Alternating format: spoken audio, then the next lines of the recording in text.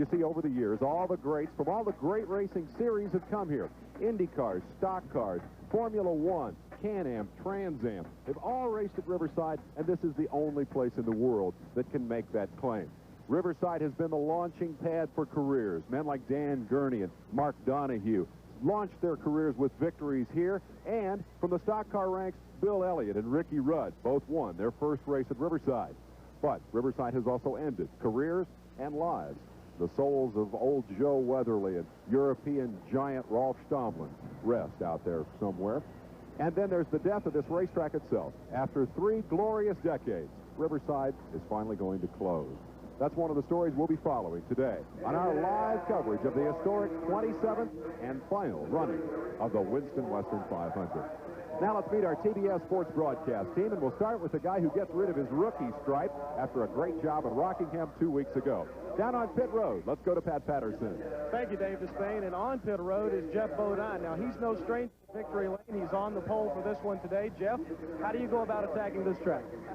Well, cautiously, but you've got to go after it. A lot of good drivers back here, a lot of good cars. We all like road racing. It's a challenge. It's fun to us. So it's no picnic out there, but this Levi Garrett car's been running good. And hopefully we can keep it up front all day and pull in this victory lane up here. Okay, Jeff Bodine on the pole now. My partner on the pit road is Jerry Garrett, and he's on the other side of the pole. We're here with Ricky Rudd, and this has been a good track for Ricky over the years, and you feel like it's going to be a good one for you today, Ricky? Well, we hope so. You know, you got to have a lot of luck out here at Riverside, keeping everything going for the full 500 kilometers. But we've got a real good car in this Motorcraft 4, and I feel like we've got a car that's good enough to win. Okay, well, good luck to you today, Ricky. Well, let's go back up topside now to the man who will call all the action today, our Ken Squire. Thank you, Jerry. What a lovely day for a race. Temperature in the 70s, blue skies, not a sign of rain. But rain was the story earlier this week in Southern California. Torrential downpours have created a situation where, after 2 days of drying, you get about 3 or 4 feet off the track, and it's a dust condition. You get about 10 feet off the track, and you can be mired in a swamp right down to your quarter panels. You really need to stay on top of this 2.6-mile facility all day. A guy that can speak to that and will throughout the day is 19-time Winston Cup winner Buddy Baker. Well, I tell you what, I've been in the garage area, and every driver here would like to win the last 500 here at Riverside. It's going to be a tremendous race, and every man here would like to be in the record books as the winner. Thank you, Buddy. Our Winston Cup expert, Johnny Hayes, is back with us today. How do you see it? Well, Ken, a lot of changes are coming up next year. Driver changes, crew member changes. I think you all know that there's a lot of big egos in this sport. And it goes without saying, everybody's going to try to prove that they are the key to the team this year. It's going to be awful embarrassing if Ricky Rudd goes out next year and someone else comes in that car and starts winning and he doesn't run well. So all these teams are going to try to run good today to prove that I was the magic of this team. Let's go to Dave Despain at the SVP Pit Center. One of the things these fans will be watching here today, Ken, is the battle for the Winston Cup points. Still a lot of money up for grabs.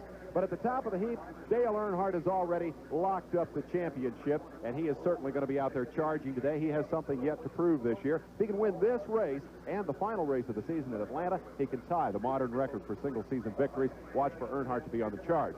En route to the front, he's going to have to get around old Bill Elliott. In the second half of this season, Bill has come alive. That team has been rejuvenated, reorganized, and Elliott is definitely going to be very much a factor here today. He's looking for his 3rd straight win. There's a good look at Bill from Dawsonville. He learned to race out there on the back roads in North Georgia, and so he's got a certain wealth of experience that he brings here to Riverside. Now we want to move down and talk to a guy that a lot of people think might be a dark horse to win this race. Done a lot of testing here, and it's not the traditional kinds of testing. He starts from 3rd. Let's go to Pat Patterson, who's with Rusty Wallace. Well, this is a man who loves to throw the car around out here, and when it really heats up, Rusty gets going. Rusty, what are you going to do here today at Riverside? I'm just going to run hard all day long and try to save the brakes, save the transmission. It's a long race out here. I expect a lot of cars to jump out and lead real quick. Jeff's real strong. I expect him to jump out, but I just got to play my cool. You know, we won the first road race up in Watkins Glen, and we're going to try to win this again. This is the same car we had up there that's running well. And that Blue Max Kodiak team sure does need another win, and this would be a nice place to get it. Well, Rusty's right behind the pole sitter, Jeff Bodine, as they get ready to fire him up at Riverside. Back to you, Dave. As the crowd We're just about set to get underway here. Those engines will be coming to life momentarily, and as you can see, it is a lovely day after all the rain here. Let's get back up topside in Ken's squad. Thomas W. King is about to give the command to fire the engines and put this race underway. He is the Grand Marshal, chairman of the board of Alpha Beta Stores. 42 cars at the ready on pit road for this 2.6-mile, 9-turn course. It is tough on equipment. Yesterday, let's get the order to start the cars right now.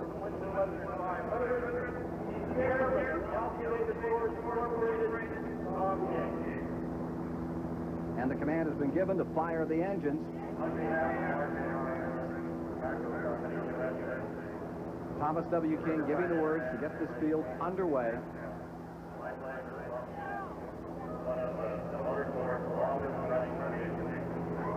And the 42 starters, led by Jeff Bodine, the 1984 winner, really want to get this one on. It's 119 laps, 311 miles, 500 kilometers for $398,000, and a tremendous crowd. From our TBS helicopter, our Vision Group helicopter, giving you these dramatic shots of this 2.6-mile facility. Eddie Gray, the first winner here way back in the early days, and then, of course, Dan Gurney dominating for 5 years with Parnelli Jones, and the likes of Mark Donahue winning here as well in stock car racing. Command has been given. Motors come to life. We're set to go. Jeff Bodine, 1984 winner, sitting on the pole. Field about to roll out. Great field today of 19 Chevrolets, 9 Fords, 5 Oldsmobiles, 5 Pontiacs, and 4 Buicks. The 42-car field averaging 115 miles per hour. The 19th pole for Jeff Bodine. First time here at Riverside. Second pole this year. Earlier, there you see the number 5 from the Hendrick Racing Stable. On this beautiful California day, welcome to live Winston Cup action. The most competitive automobile racing in the world is about to unfurl its colors in Southern California. One race left in 1987 when they unlimber these machines in Atlanta, Georgia. Now you're looking out of the Xerox car. Alan Kowicki carrying one of our cameras. What a great year he's had. Rookie of the year last year. He'll be giving us a lot of excitement around this course. Left and right hand of these 3,500-pound cars. The road racers, they say it feels like no brakes in the machine. So the field is rolling out. And as they do, the question is, what kind of a field do they face today? Buddy Baker gives us this course description of Riverside International Raceway. The lineup for today's Winston Western 500. In the front row, it's Jeff Bodine, the 84 winner, and Ricky Rudd, the 1985 champion. In row 2, it's Rusty Wallace, winner at Watkins Glen earlier this year, and Terry Labonte, twice a winner here at Riverside in the June race. Row 3, there you find Kyle Petty, and alongside is Bill Elliott. For row 4, it's Alan Kowicki and Dale Earnhardt, whose best is second here. Row 5 is Michael Waltrip, and there's Benny Parsons beside him. In row 6, it's a 3-time winner here, Bobby Allison, and Spanaway Washington's Derek Koch. Row 7, 3-time West Coast champion Jim Robinson and Harry Gant. In row 8, Bobby Hillen and the 2-time winner of the race, Richard Petty. Row 9 is Sterling Marlin and IMSA road racing champion Herb Hare. Row 10 is Rick Wilson and Roy Smith from Seattle, Washington. Row 11 is Rick Hendrick out of Charlotte, North Carolina with an onboard camera, and Dave Marcus. Row 12 is Joe Ruttman and George Fulmer. Row 13, Davey Allison and Morgan Shepard. In row 14, it's Darrell Waltrip and Glenn Stewart. Row 15, Rick McRae and Giacomo Giacomo. Row 16, Tommy Kendall and Herschel McGriff. Row 17, Harry Gallardi and Ernie Urban. Row 18, Bill Schmidt and Chad Little. Row 19, Phil Parsons and Ken Schrader. Row 20, Dale Jarrett and Jimmy Means. Buddy Arrington and Ruby Garcia round out the field as they come out of turn number 9 and get set for a start. Here we are at Riverside. 119 laps to make the distance this afternoon. And breaking to the line in front. Into turn 1. Who's going to give first as the green comes out for Mr. King? Bodine gets it. Ricky Rudd drops into second. Terry Labonte is in third. Back to fourth, falling one position. On that start is the car of Rusty Wallace. Through the S's for the first time. And you see car number 5 trying to pull away. Getting about 3 car lengths for just a moment. That'll shorten up right here at turn 6. Steve Earnhardt running in that 5th position. Going in the 6th spot is they begin to get them going. Bill Elliott here for the lead. Ricky Rudd right there in second spot, closes in on car number 5, Bodine, at turn 8. Downhill, negative camber corner. In that long straightaway, speed here up to 180 miles per hour. It was in this area where Rolf Stolman came to some 200 miles an hour, and at the end of this long straightaway, turn number 9, the body on the car came disentangled, and he lost his life here 2 years ago. Most critical part of the track, right here, coming to turn 9. Wide open at better than 180. Hard braking on these 3,500-pound cars. And the Chevrolet of Bodine out in front, drawing away from Ricky Rudd in second spot here in the first lap. Meanwhile, a little further back, Earnhardt is trying to get himself around Bill Elliott. At the end of lap number 1 of 119, big crowd on hand today. We see Bodine first, Rudd second. Back to third comes the Rusty Wallace car, and up to fourth moves Dale Earnhardt. Earnhardt is flying. He just passed where you're not supposed to, going across the tunnel area. He is really moving. And he's closing in on Rusty Wallace. There you see Wallace in the 27 car, and directly behind him, the man of the year, 3-time Winston Cup champion, Dale Earnhardt. Won it last year, won it this year, with still a race to go in Atlanta, Georgia. And look at Earnhardt working on Rusty Wallace as he tries to take the spot. Incredible start. Well, you know, Rusty Wallace and Earnhardt are best friends, but they love to intimidate each other on the racetrack. They love to bump each other. They play around. And I'll guarantee you, they're going to get together and get after each other because there's a big ego battle here. Car number 3, Dale Earnhardt, who has never won on this track. He's had a couple of second places here. Closes it on Rusty Wallace once again. Here they are in the fastest part of the course. There you see the number 3. Right behind him comes Terry Labonte, a former winner. Then Bill Elliott is next. And big surprise of qualifying, that car of the Wood brothers. 7 times the Wood brothers have won on this track. Kyle Petty at the keyboard in car number 7, maintaining a good, steady 6th position now. Well, Rusty Wallace won at Watkins Glen, and the way he won that race, everyone says, is brakes. He could drive by everyone and drive in deep, and he did that earlier and just drove right by Terry Labonte when Terry Labonte got on the brakes. It'll be interesting to watch, see if his brakes last. Brakes a critical factor on this racetrack, you may be sure. They certainly are, and especially going into turn 9. If you don't have the proper brakes there, you get off in the corner, and it screws up the whole lap for you. You can lose a lot of time. Second lap complete, and now from the Superflow in-car camera, you're riding with Rick Hendrick, a rookie driver, a man who owns all kinds of car franchises around the country.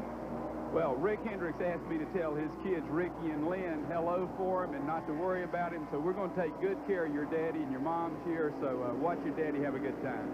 There's the in-car camera from Superflow car, and out in front or from the Folgers car with our Superflow in-car camera. Now, watch these 2 leaders another time. It is Bodine first, Ricky Rudd second, 3-car length differential. Extreme down that back straightaway. Wallace is deployed third, and there you see in fourth the blue and yellow car. That is Dale Earnhardt, 11 times the winner this year. There's Bodine, tries to stretch it out a little bit, gets caught up here in turn number 9. The track record in qualifying for this course is the Tim Richmond mark from 1986 at 118 miles an hour. Bodine in qualifying at a 117.934 this season.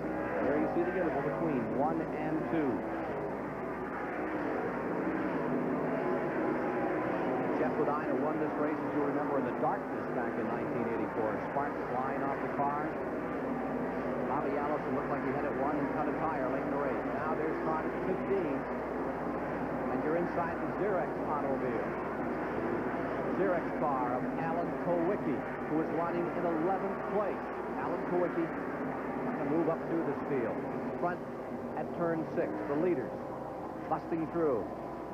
Definitely trying to close in Earnhardt on the Rusty Wallace car, and Ricky Rudd squares off. It's a Ford Chevrolet battle up in front. Here's that battle in 3rd and 4th. Rusty Wallace there in car number 27, maintaining an excellent pace as the Pontiac leads that Chevrolet into the long back straightaway. In 5th spot is Terry Labonte, 6th is Elliott, 7th is Petty, Kyle, 8th is Benny Parsons, 9th is Mike Waltrip. Well, Johnny Hayes, as a race fan, loves to watch these 2 guys get together because they both are very aggressive, and they both know that they're better than the other one, you know, and they're allowed to hit anything, go sideways on anything. But this is macho stuff right here, and I'm sure Buddy Baker loves to see them come. They macho around everybody for Buddy because Buddy, he's not intimidated by those high school boys. Just kids. Well, I'm noticing one thing. If they're macho, they better get with it, because the front two cars right now are stretching out a pretty good lead over them. And the front car in particular. Bodine, look at him fly through the S's, just leading that car inside and outside, thrashes. Back to third place, and there goes Earnhardt in the S's. Scoots by. The things that motivates Dale Earnhardt is an opportunity that he will have only a couple of more times here. We're getting down to the end of Riverside's history. He's never won at this racetrack. He wants in his career to win on every track where this series runs. And if he doesn't get with the program, he's only got 2 more shots at doing that. He has come from 8th spot. He is the charger in this field. It's hard to pass at Riverside. He's passing people like, like Dale Earnhardt. He's around Wallace, and he's headed after the leaders now as he has moved into 3rd spot. And he is definitely closing up on 2nd place. Let's go back to those leaders again and quickly tell you that in 9th is Bobby Allison, while 10th on the track is Michael Waltrip. 11th is Kulwicki, and 12th is Harry Gant. Jim Robinson from the West Coast is currently 13th. Notice how lush and green it is out here. Riverside has never looked lovelier. This is to be its last 500. Mother Nature certainly came forth and gave this track an extra special luster for this weekend. Here's Ricky Rudd's car in 2nd place, and the man of the hour, Earnhardt, is trying to close in on it. You have a Chevrolet in 1st, a Ford in 2nd, Chevy in 3rd, Pontiac in 4th. There you see the 2nd place car of Ricky Rudd, former winner here, and leans those cars. That 200 pounds looks like it makes a big difference. Let's check the interval between this 15 car and Earnhardt, who is trying to close in on him. Get an opportunity here. See just how much interval. There you see Earnhardt in the number 3. Back there in 3rd. Wallace is in 4th. Labonte 5th. Elliott 6th. Back to turn 6, the turn that took the life of Joe Weatherly. Back here in 1964. Nasty corner. Here they are. Down to turn 8, downhill, and that's really downhill, isn't it, buddy? You can lose it and pitch it right out in the wilderness there. It's definitely one of the toughest little corners on the whole course. You really use the brakes real hard, and if you go in and get on the outside there, you go right out in the desert. Well, everybody has an opinion about this racetrack, and now you watch the 27 being challenged a bit by Terry Labonte. Not that much. Labonte actually dropping back a bit there. Benny Parsons told us about what this racetrack, about what the toughest thing about adjusting to the track was.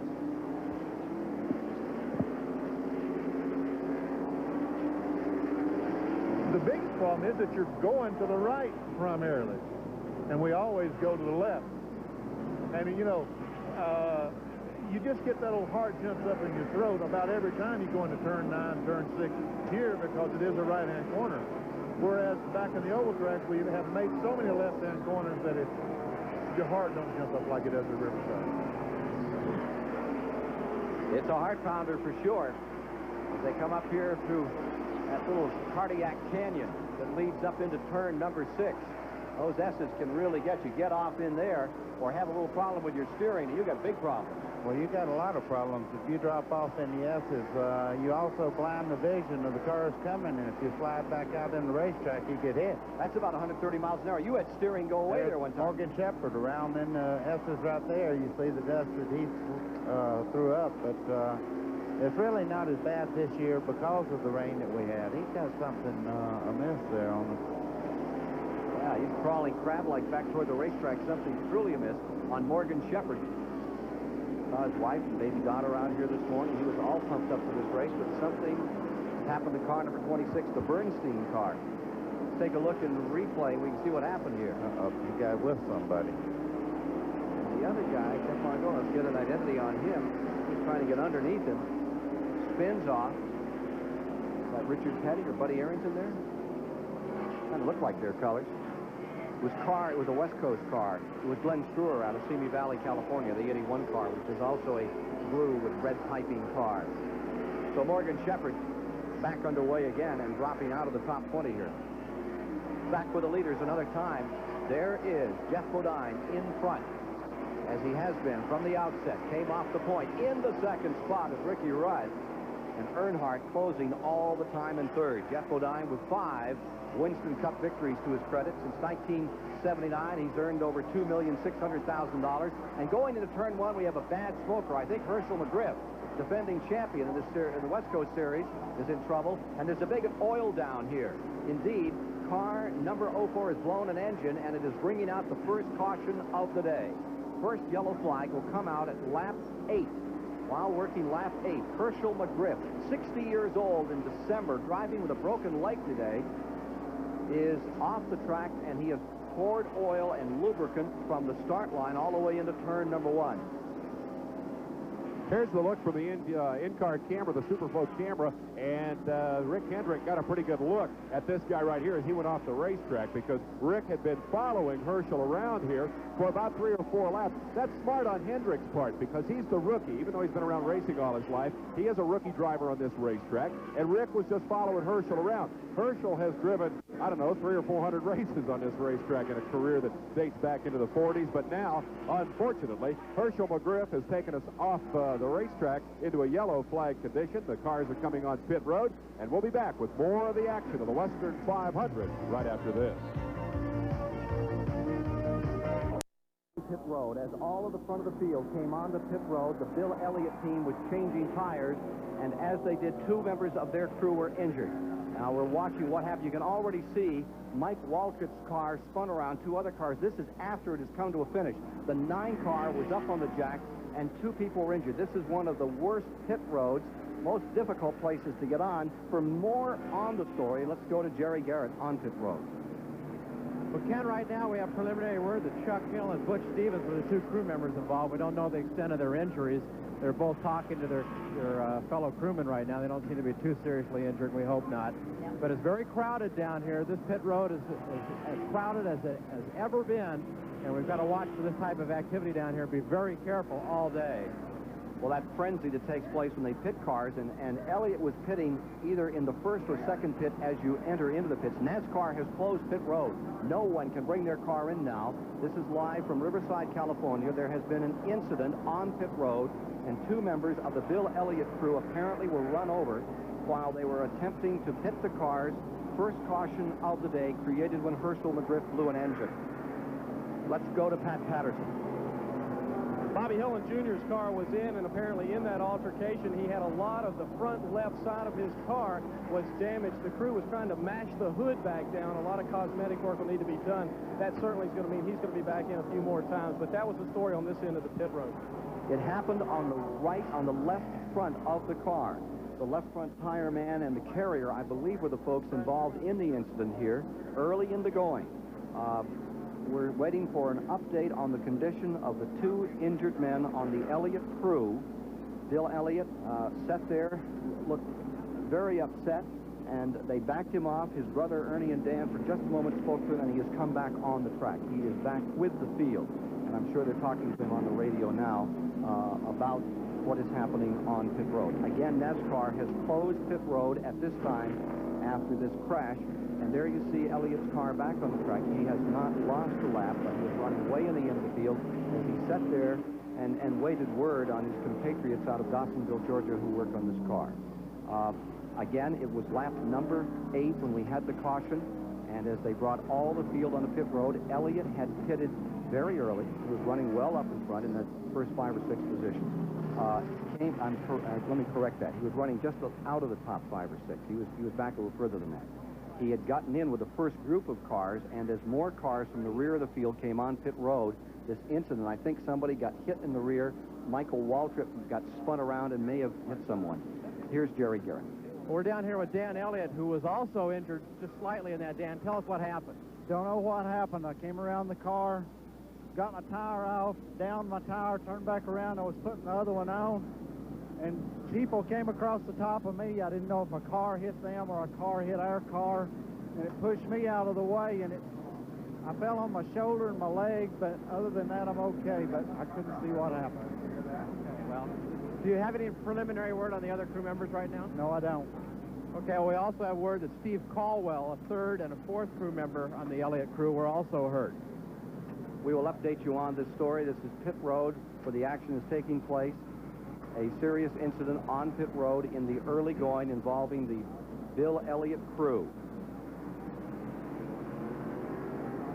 We are gathering some more facts on this, and as we try to piece the story together for you, We'll take a few moments and talk to our pit reporters, try to bring this to you as succinctly as we possibly can. Gathering more information at this time, and we're going to get a couple more pit reports for you as to this incident on pit road that happened in the 8th lap. NASCAR has continued to close pit road. We are under a lengthy caution. Three people have been injured to the point where they're being taken to the medical hospital here at the track. A fourth member and perhaps even a fifth member was tagged. We're not sure if the fourth member they were reporting on as getting hit was one of the brothers, Dan Elliott, or if there was another member. And they're trying to get that story, but they don't want to be in the way at this moment as they are still down there on pit road. 2 ambulances are on pit road, and we'll go back to that area of the track for an update after we pause for these members.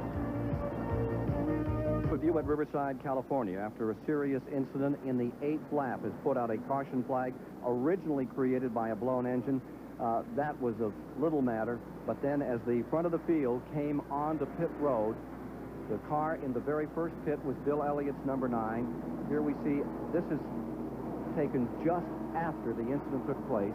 And you see the number 75, the Rutland car, the number 30 car had been hit and turned sideways, and 3 members of the Bill Elliott crew have been injured. For an update on those injured and what may have caused the incident, Jerry Garrett has been getting this report together. Well, Ken, one of the treacherous spots about coming into pit road here at Riverside is this hump over here.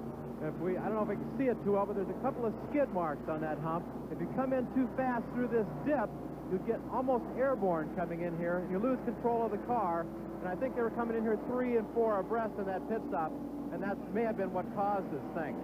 Now, we have an update that on the Elliott crewmen that were injured, Chuck Hill, Butch Stevens, and Steve Caldwell have been taken to the hospital for treatment. We don't know their conditions. We don't want to speculate on that. We'll tell you something when we know it. Dan Elliott, as we mentioned earlier, as he said he hurt his shoulder, he's going to stay in the pits.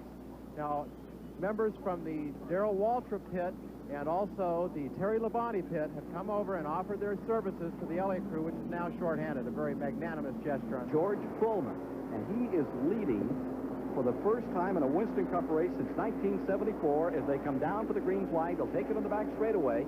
They'll take it just after they come around this turn number 8 and get ready to go. Here they are, back under race conditions and breaking out in front as they take that green. Car number 7, Alan Kowicki going forward, and Darrell Waltrip on the inside. The orange car, Waltrip, and there's number 7. Here is Earnhardt busting through. As they come down underneath the bridge for the first time, we find Waltrip is in first. And Ricky Rudd comes into second, Alan Kowicki dropping into third. Back under green. From the Xerox in-car camera, here they are around turn 9, back to the start-finish line. At the stripe, they complete 17 laps, shifting into turn number 1. And you see a big challenge being put on Kowicki's car. That's Earnhardt pulling alongside him. Here are your 2 leaders. And you see Earnhardt already pulling up into third. Alan Kowicki, the little independent, crawling to fourth in that Xerox car. There's the number 15, Ricky Rudd, seeking a second victory in this Winston Western 500, closing up on Darrell Waltrip, who won it back-to-back in 80 and 81. Alan Kowicki a bit high there for a moment, and he's being challenged again. Bodine is the man who's come into third.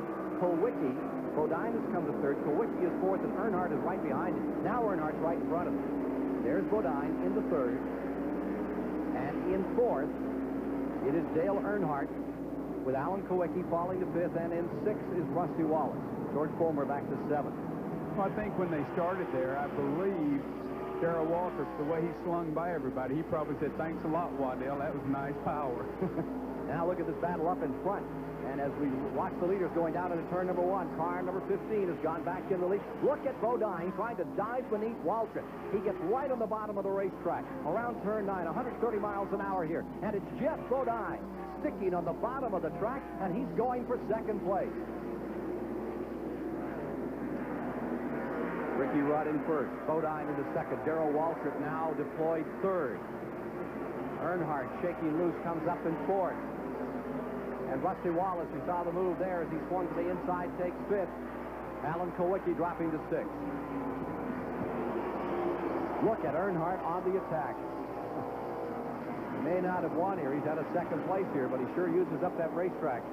Let's talk for just a moment about those who use up that racetrack. Richard Petty does a Methodist job of that, and so for that matter, does Joe Rutman. Yeah, they're all over the racetrack. I was a little nervous when I realized that my car was starting directly behind Richard Petty. I told him just go ahead and knock the windshield out and go get another one to put in about the first pit stop. Because he gets out in the rocks and throws them at you a little? Yeah, he'll throw more rocks than you can carry in one day. And, of course, Buddy Baker's car is being driven by Herb Hare from the International Motorsports Association, brilliant young driver out of Peoria, Illinois. Look at the battle up in front, 15 and 5. The red car, the Ford, is Ricky Rudd. Right with him is Bodine, and Bodine loves this turn 9. He just flies in there, flogs that Chevrolet as he moves in on the Ford. Let's go to Jerry Garrett for his observation here.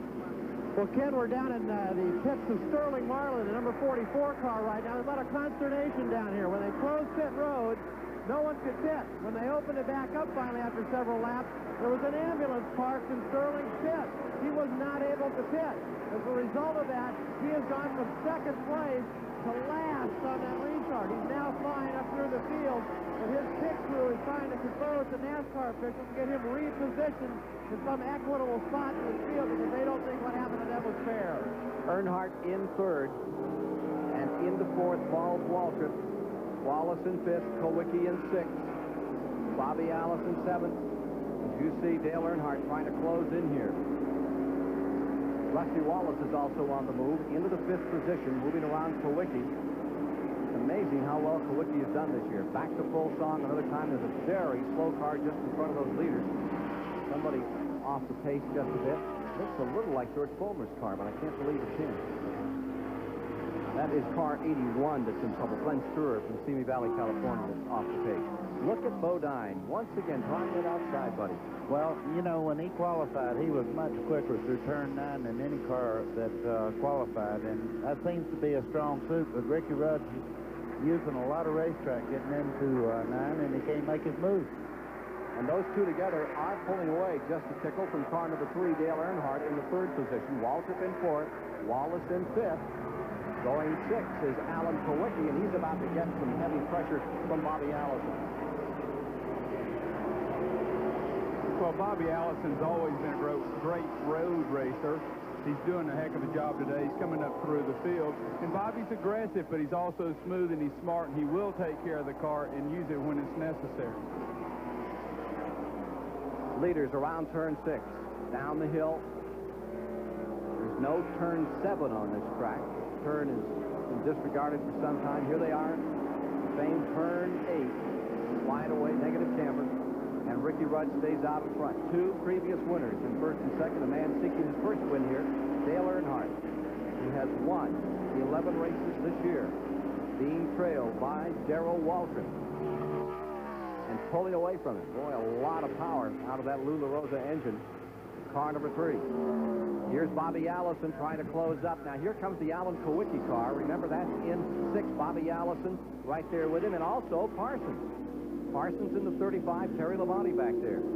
Here's Bobby Allison's number 22 around turn 9 and trying to close in on number 7, Alan Kowicki. Number 3 is Petty. Earnhardt comes on pit road.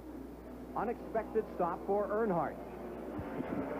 Richard Childress' team ready for him as he pits all the way on the far end.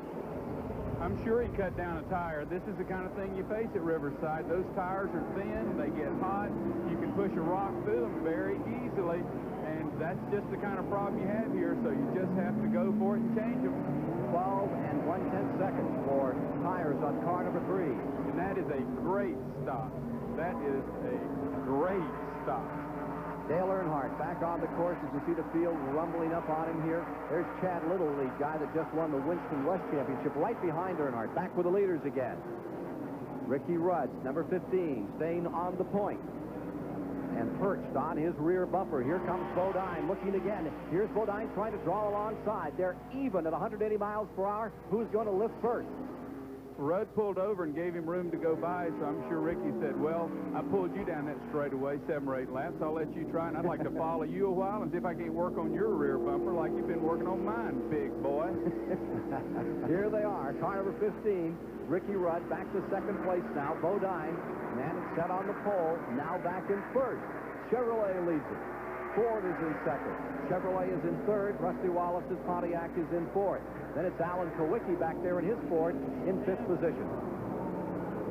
There's that battle developing now for third spot. Darrell Waltrip has his rear mirror full of car number 27. I just noticed when Darrell and Rusty come through 9, he gave him a little shot to let him know where he was at. He's getting his attention. I wouldn't be surprised to see Rusty get by Darrell pretty quick here. He's on the move. See, that isn't done in road racing. Road race people don't see that kind of thing happen. You don't go up and tap somebody's bumper. That's just regular stuff out here. Well, it's not being mean. It's just letting him know that you're fixing to make a move, and if he don't plan to pick up the pace, you're going to make a move on him.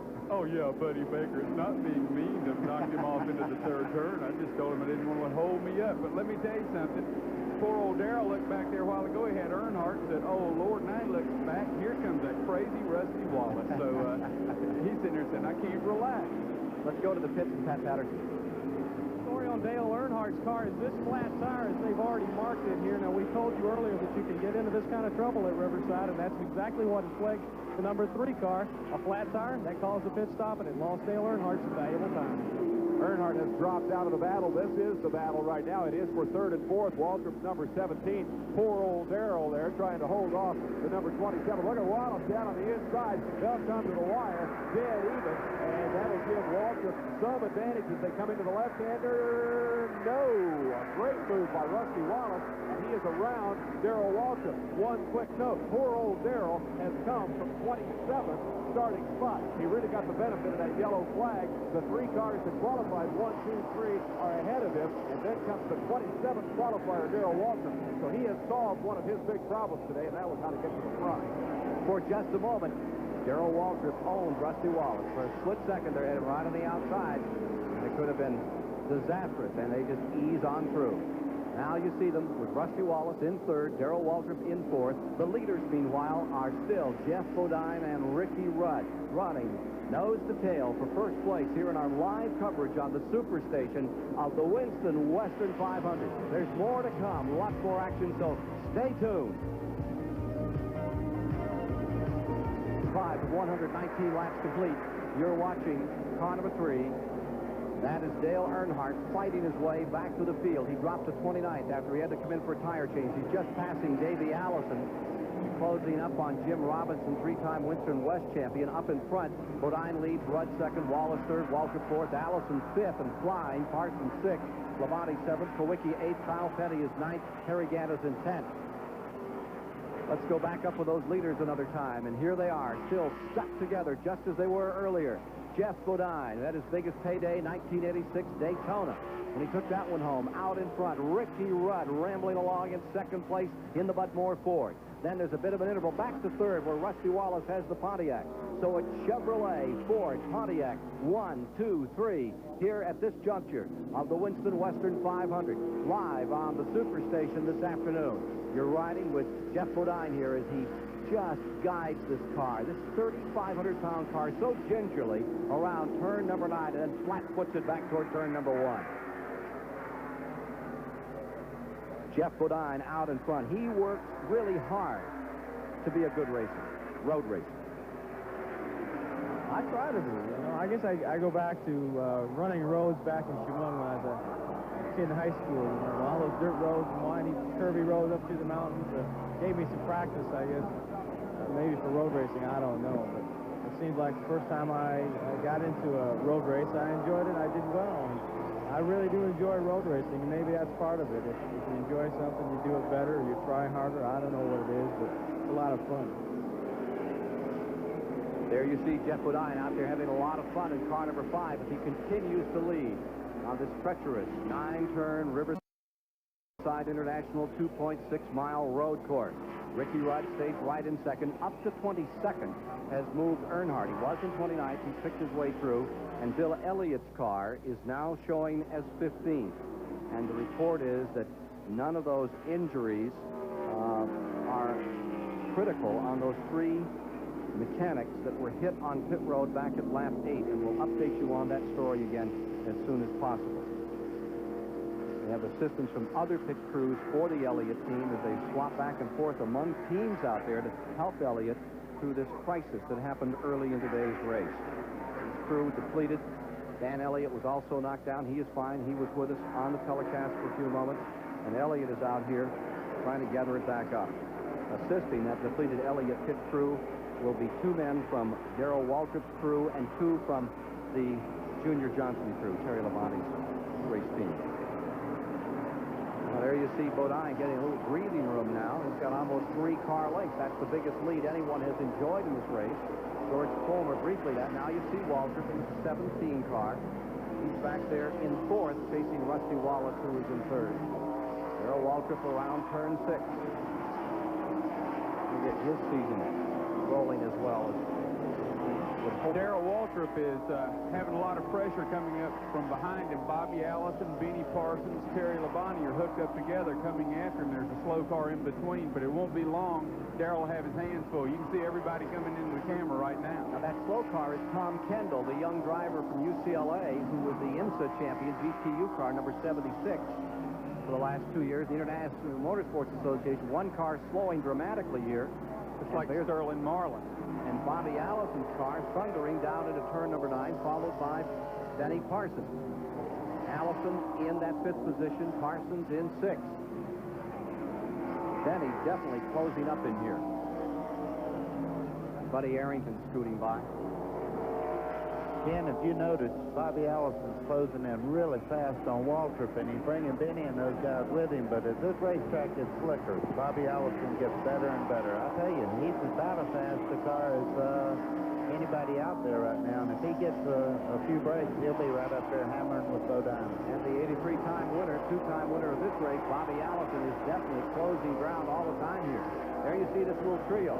It's Bobby Allison, followed by Benny Parsons, and right behind him, Terry Labonte, 5th, 6th, and 7th, up over turn 6, and closing in on Darrell Waltrip at number 17. And all 3 of those fellas are great road racers. Terry Labonte told me yesterday morning, said, boy, it used to be really fun to come out here when there's only 2 or 3 of us could run this road course, but now it's a lot tougher. Here we are with the Superflow in-car camera. Rick Hendrick storming along still out here, looking pretty good. Running 21st or 22nd now on the field in the Superflow in-car camera machine. Folger's car. Back with car number 17. Waltrip. Hands full. And about to have his arms and everything full out here of car number 22, Bobby Allison. Let's go back with that leader, and there you see car number 5, Bodine, getting a little more room over Ricky Rudd as he draws the beat on winning here, his 2nd Winston Western 500. Definitely the man that's going to be in trouble here momentarily is Darrell Waltrip. He's trying to fend off 3 guys who have real intentions of taking 4th place away from him. There you see 2nd place, Ricky Rudd. Wallace is back there in 3rd. It's live today at the Superstation. Bodine, for the moment, looking pretty good. We have 1 car off the course, easing down to the bottom. When they get off, that looks like a blown engine out there. That's more than just getting off the course. Yeah, he's definitely out of here. I wonder if that is Tom Kendall's car I was talking about just moments ago. One of the West Coast cars. Ken, there's one thing about anything that happens like this. I imagine Rick Hendricks, I was watching him a few minutes ago. I bet he's wondering right now, how slick will this thing actually get with all these blown motors and cars sliding all around, and it really gets slick. Let's go to Jerry Garrett on pit road. Well, we're down here with Sterling Marlin, whose troubles continue. We mentioned earlier that he had an ambulance in his pit when he tried to pit earlier and had to go from 2nd place on the track to last. He was right behind Dale Earnhardt coming back up through the pack, but now he's broken his shifter. And he's had to have his crew put it in high gear for him to get out of the pits here, and he's going to have a real tough time the rest of the day, I think. Here he is back on the track, car number 44. Sterling Marlin in the Billy Hagan car. And the driver is okay, and I think that is Kendall. That is Tom Kendall. Youngster, 21 years old, has a great future in racing. Strong road racer. He's going to go to the IMSA banquet up in Michigan on Monday night. where he will take the GTU championship the second year, but a very short day after a wild ride. Here's car number 5, Bodine in the lead, Ricky Rudd in second as they continue to lap cars, and Waltrip back here in the 17 is really beginning to feel a lot of pressure. The 27 car of Rusty Wallace maintaining third. Gerald Waltrip is in fourth, and as that car comes around turn 8, the Waltrip car, he has Bobby Allison. Bobby Allison right there with him. Allison runs in the 5th position. Benny Parsons is in 6th. Terry Labonte is in 7th. Watching this battle brings back some fond memories of our previous telecast here at Riverside. Remember old DW and Bobby Allison in the 17 and 22 now battling for the championship, coming right down to the wire here at Riverside year after year. Bobby's going to try Darrell on the outside. Oh, that's a long way around. Is he going to get her? How about that move? Those two cats between them have won 11 races on this racetrack. You're talking about a couple of serious Riverside roarers right there. But how about Bobby Allison? Darrell's going to the pit. Yeah, here's Waltrip on pit road. Here's Jerry Garrett. Well, believe it or not, Ken, this is a scheduled pit stop for Darrell because he also was blocked on his pit approach during that last yellow by the ambulance. So he didn't get to come in. He has to come in now for fuel. This is a regular outside tire stop. And he's going to be getting no chassis adjustments, 2 cans of fuel, and just those left side tires is back out of the way. It's like 17 seconds for car number 17. As Darrell Waltrip rejoins the field, Bodine and Rudd continue their own personal vendetta up in front. Here's Waltrip back out. We'll check his position down for you as Bodine leads. Advantage maybe 4 car lengths over second place. Ricky Rudd, Wallace in third, Allison in fourth, Parsons now to fifth, Labonte to sixth, Harry Gant in seventh. What about the range on these cars today? Well, I talked with a bunch of people before, and they were hoping somewhere around 78 miles, around 30 laps would be normal to come in and check and make sure everything's going okay. After they do that, they can adjust on the next stop and say we may get 82 or 83 miles. It depends because of the gas sloshing, everything going on. You have to have sophisticated fuel pickup. It's a very complicated thing. This thing can be won on gas mileage. So Bodine, who usually has pretty good range, Gary Nelson is a master of making a car run a long way, as is Ernie Elliott. Currently is in front. And after one long caution created after an incident on pit road, this race settles down into a Jeff Bodine Chevrolet versus Ricky Rudd Ford battle with Rusty Wallace's Pontiac in third and Dale Earnhardt continuing to slice through the field and get back into this thing. He's currently running in 15th place. Back with more in a moment. Irvin's car is sponsored by Dale Earnhardt. Started out in California, moved to the east to get started, and he spun just a few moments ago up here in turn 9. There's Mike Waltrip's car number 30 looping for a moment. Look what you can see. Now there's the number 30, and you can see what a dust cloud he put up. Here's Ernie Irvan down here. He loops it right in turn 9, critical part of the track. Got it around, and he didn't touch anything. He's able to continue on, and no caution. Let's take a look at what happened to Michael Waltrip in the All-Pro car. Here's Michael getting off. Made a correction to try to get it back. Made another correction to try to get it back. Made another correction. Oh, me. Boy, he looked like he had the eraser out on that, didn't he? That's a major spin there. He's all right, and he continues on, and there is no caution on the track. Here's Ernie Irvan. What a story there is in Ernie Irvan. When Dale Earnhardt is on the racetrack, you either love him or you hate him. His aggressive driving style has been a major topic of fans throughout this season and drivers.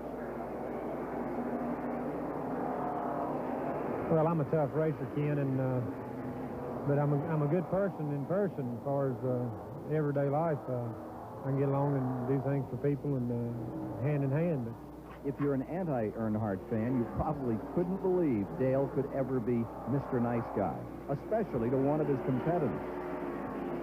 Rookie Ernie Irvan says there's a major misconception about Dale Earnhardt, the driver and the man. Ernie Irvan should know he's benefited from the side of Earnhardt that many fans don't realize exists, in the form of crucial support in his first year of Winston Cup racing.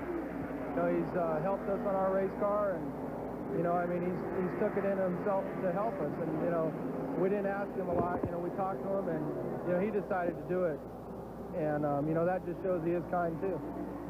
It may sound odd, Earnhardt supporting another team whose ultimate goal is to unseat the champion. Ernie says there's only one stipulation. He tells me when he catches me, he says I better get out of the way. You know, and I really feel he's joking, because if I did get out of the way, I really don't think that's the kind of driver he wants me to be. He wants me to race hard like he does, and that's what I try to do. Urban's plans here include running for Rookie of the Year and eventually beating Earnhardt out of his crown. Well, he's got a lot more standing in line in front of him, but I'm going to get on him for just wanting to win the Rookie of the Year the first year. I ought to be going for the championship, too, so I'll have to get on. If I'm going to sponsor him, he's going to have to be a little tougher than that. Ernie Urban has given it a good shot. He's currently running in 35th on the track, and you were seeing him, and you'd see cars all over this place. And it looks a little like Rommel's invasion of the desert out here this afternoon. A lot of interesting lines are out to this racetrack on how to get through those S's and several other corners. Let's get back with the leaders again. Jeff Bodine, for the moment, is out in front. Ricky Rudd is in second. Rusty Wallace is in third. Bobby Allison is fourth. And there you see the Jeff Bodine car continuing to dominate the race. He's come off the pole, his second pole of 1987, and after 25 laps, let's review the field for you, give you a look at some of your favorites and maybe a little further back than what we've been focusing on in these top 10 or 15 on this road course. That's as of 25 laps complete, with leader Bodine approaching turn number 8. Ricky Rudd is about 6 car lengths back from the leader.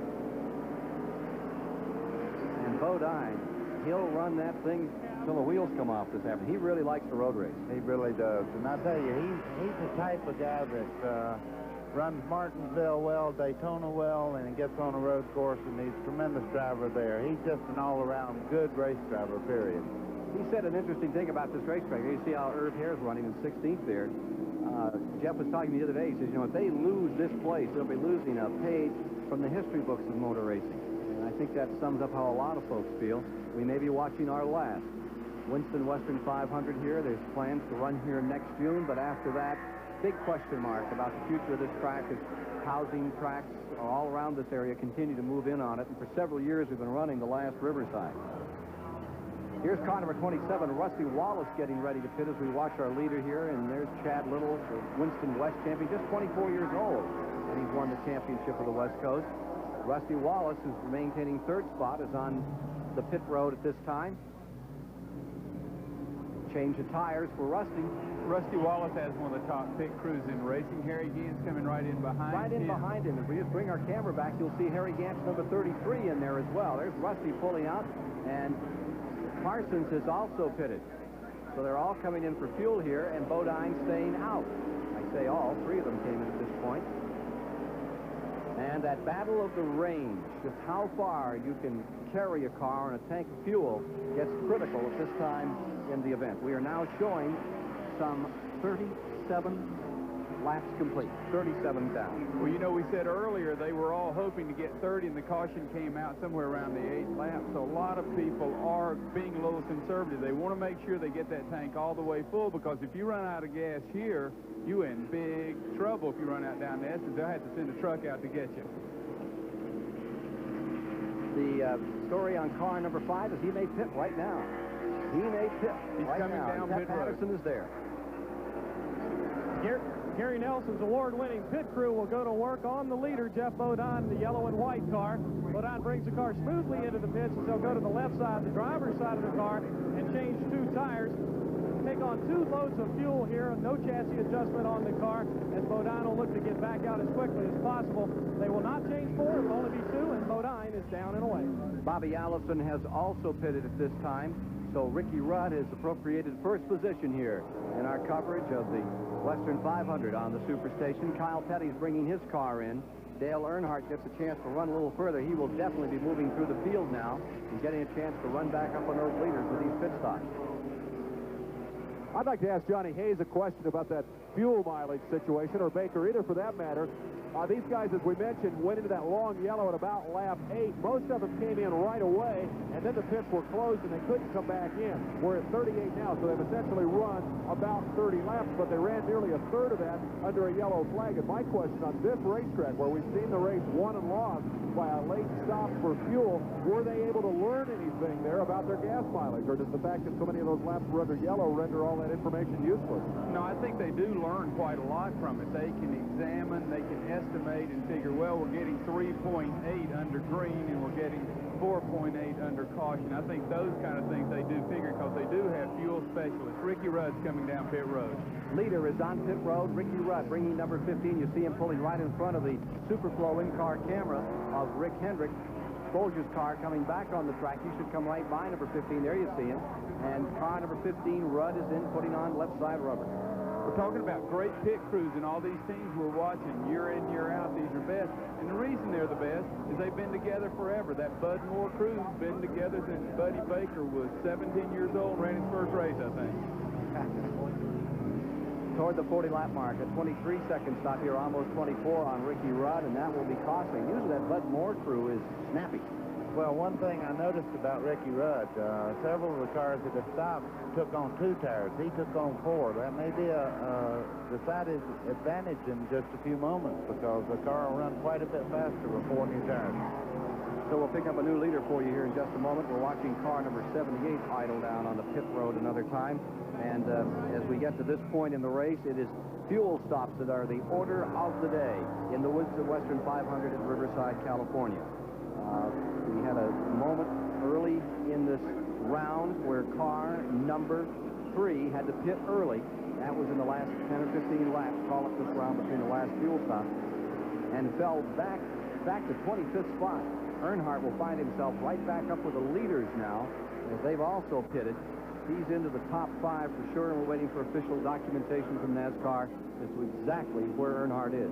For a moment, Terry Labonte had the lead, but he's giving it up now, and he is pitting in that very first spot. Looks to me like number 9, Elliott, would be the second pit in where we had this major incident early in the going. 3 members of the Bill Elliott crew were taken to the hospital.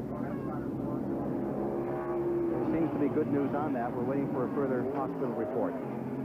In the background there, you see the fuel going into Labonte's car. Terry's regular fuel man, Wayne Dalton, when Bill Elliott was in a few moments ago, fueled Bill Elliott's car. Billy Hodges from the Tide machine, Rick Hendrick's number 17, driven by Darrell Waltrip, went over and jacked up Bill Elliott's Ford.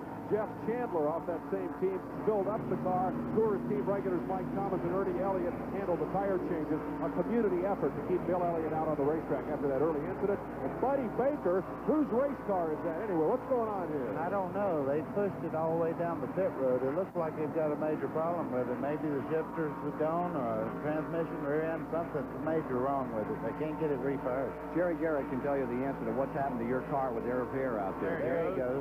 Well, buddy, it was, I guess, kind of a rookie mistake. You could seem to kill it when he was going out of the pits in the hot engine. They had a hard time pushing it uphill, as you know. The pits are uphill to get it started. Well, he's doing a good job in the car. I know what it's like to have one die in the pits like that. It's not a rookie mistake. We all make it. Well, now, buddy, I want to know, though, are you shirking your responsibilities here? Now, you're the car owner. Should you be down there giving that young boy some coaching instead of up there fooling around with the likes of Johnny Hayes and Ken Squire? No, Herb Hare is a fine racer, and he's won 14 out of his last 19 IMSA races. He's doing a super job. We've learned a lot about the chassis this week working with him. He'll be fine. Plus, the other problem that Buddy has is Irv's a lot smarter than Buddy, and they took up a collection on pit road, and they raised $40,000 to put Buddy up here and Irv down there. I don't know if they were afraid to race against you, Buddy, or they didn't want you out there with them. What was the real story? Well, it's kind of like you, Johnny. You know, you and I are in the same mental capacity, so it was kind of a swap-off. They put us up here and put Ken to control us this week. They wanted you out of the pits and me off the racetrack. Yeah, this is closed caption for those that don't understand Southern. What I need is a whip and a chair and a Frank Buck hat. Here's Jeff Bodine back in front now, and Rusty Wallace has come to second with Dale Earnhardt third, Ricky Rudd fourth, Benny Parsons fifth, Bobby Allison sixth. Harry Gant is in 7th. Phil Parsons is up into 8th. In 9th is Darrell Waltrip, and in 10th is Terry Labonte. But the man of the hour, as he has been since the outset, is Jeff Bodine. Here he is in one of the Hendrick Racing Stables cars, leading here in the Winston Western 500. More in a moment. Leaderboard is empty. That's because we've taken everybody over next door. Let's take a walk and see who the real hard chargers here in this race are thus far. True Value Hardware stores keep track of the hard chargers in Winston Cup racing with their True Value Hard Charger Award. It works like this. In every race, every lap pays points. 5 to lead it, 4 for second, 3 for third, 2 for fourth, and a point for fifth. The guy who accumulates the most points in the race receives $1,500. The guy who charges hardest all year long wins $25 grand. Thus far in this event, Bodine and Rudd are really close. They've been swapping the lead back and forth, trading those 5 and 4 point laps. George Fulmer got a lot of laps under the yellow when that incident occurred early in the race. Wallace and Earnhardt are down in 4th and 5th spot. These are the guys that are charging right now. Let's get back to the action. Jeff Bodine has won $2,615,000, trying to add to that amount this afternoon here at Riverside, California. Stays in front. Rusty Wallace has now gone to 2nd, and Ricky Rudd is in 3rd. Dale Earnhardt is maintaining that 4th position, and he is coming. Earnhardt trying to make amends for never having won this race and give Richard Childress his 12th win of the season. Looks like he may be ready to next 30 or 40 laps to get right up here and mix it up with this man. Bodine, originally out of Chemung, New York, spent a lot of time in New England, modified ranks, racing for Dick Armstrong Racing Stable. Now in Winston Cup, he is a fixture after his great victory at Daytona. In a red-letter day for him, he won, what, $160,000 or something, his best payday ever. Here he is in first. One thing we have to remember about Dale Earnhardt, he is out of sync with everybody else on the pit stop because of the cut-down tire, and we've gone green all this time. Dale's going to have to pit pretty soon, and that's going to put him back out of sync.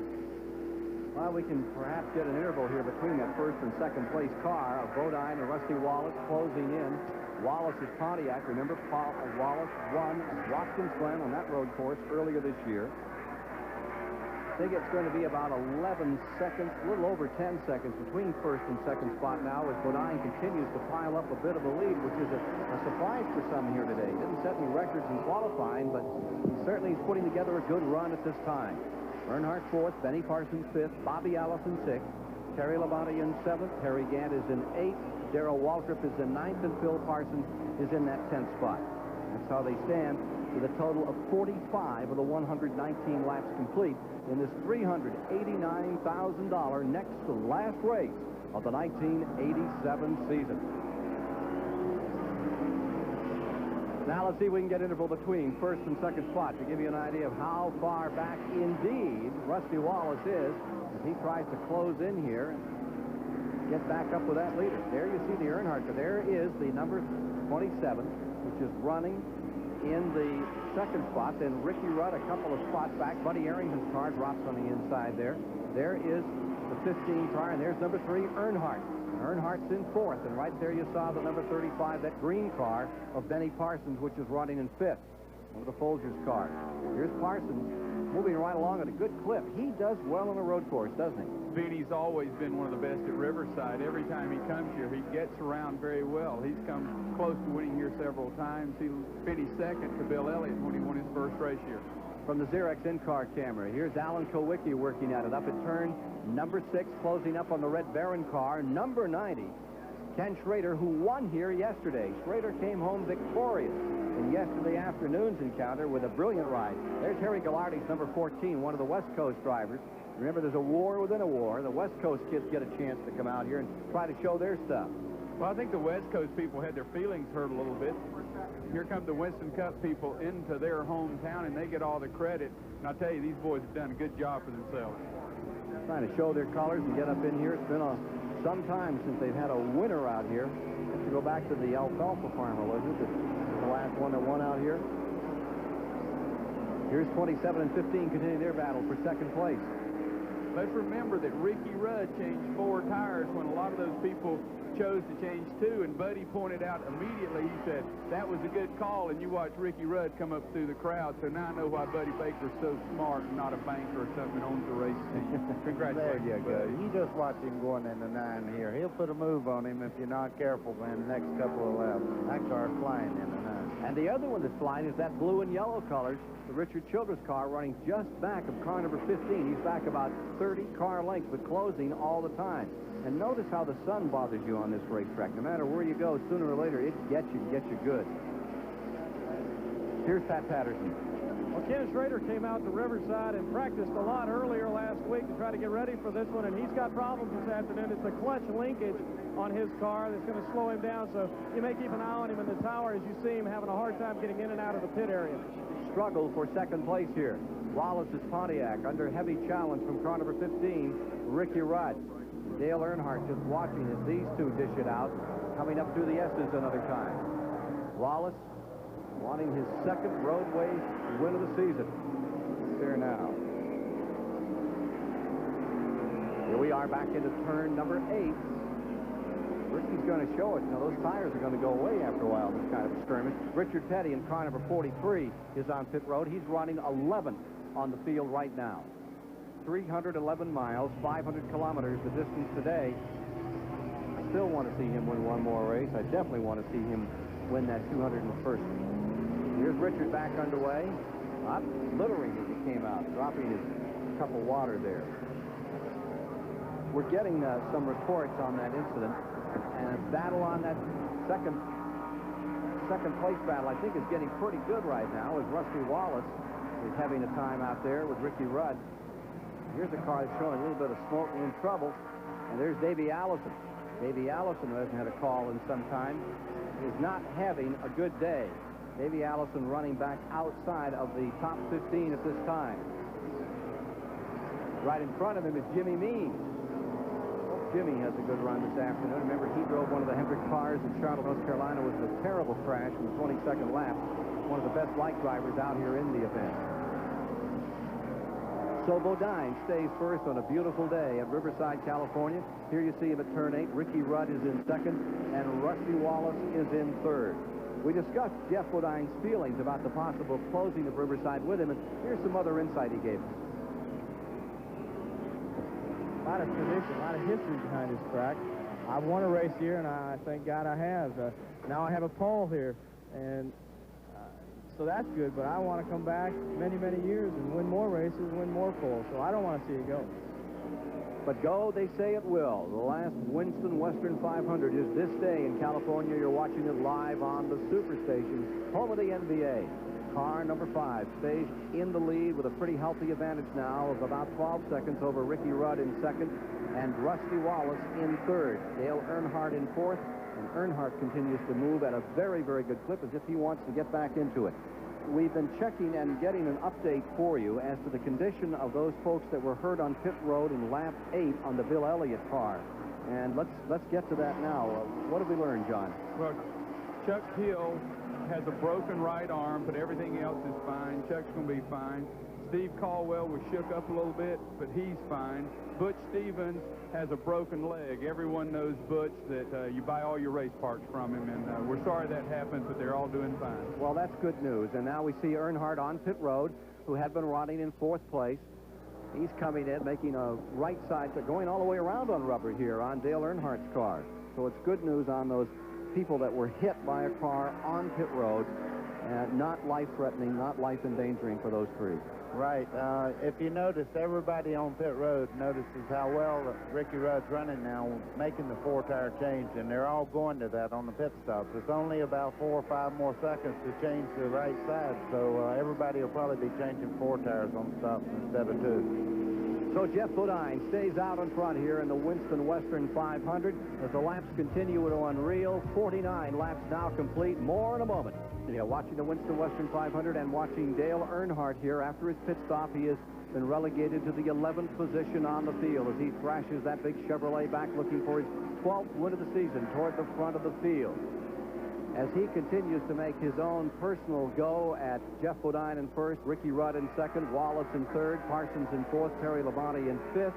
Let's take a look at other motorsports activities taking place this weekend around the debris. Not a serious incident on the track. A caution, and Jeff Bodine made his pit stop, came back out again. This will bunch up the field.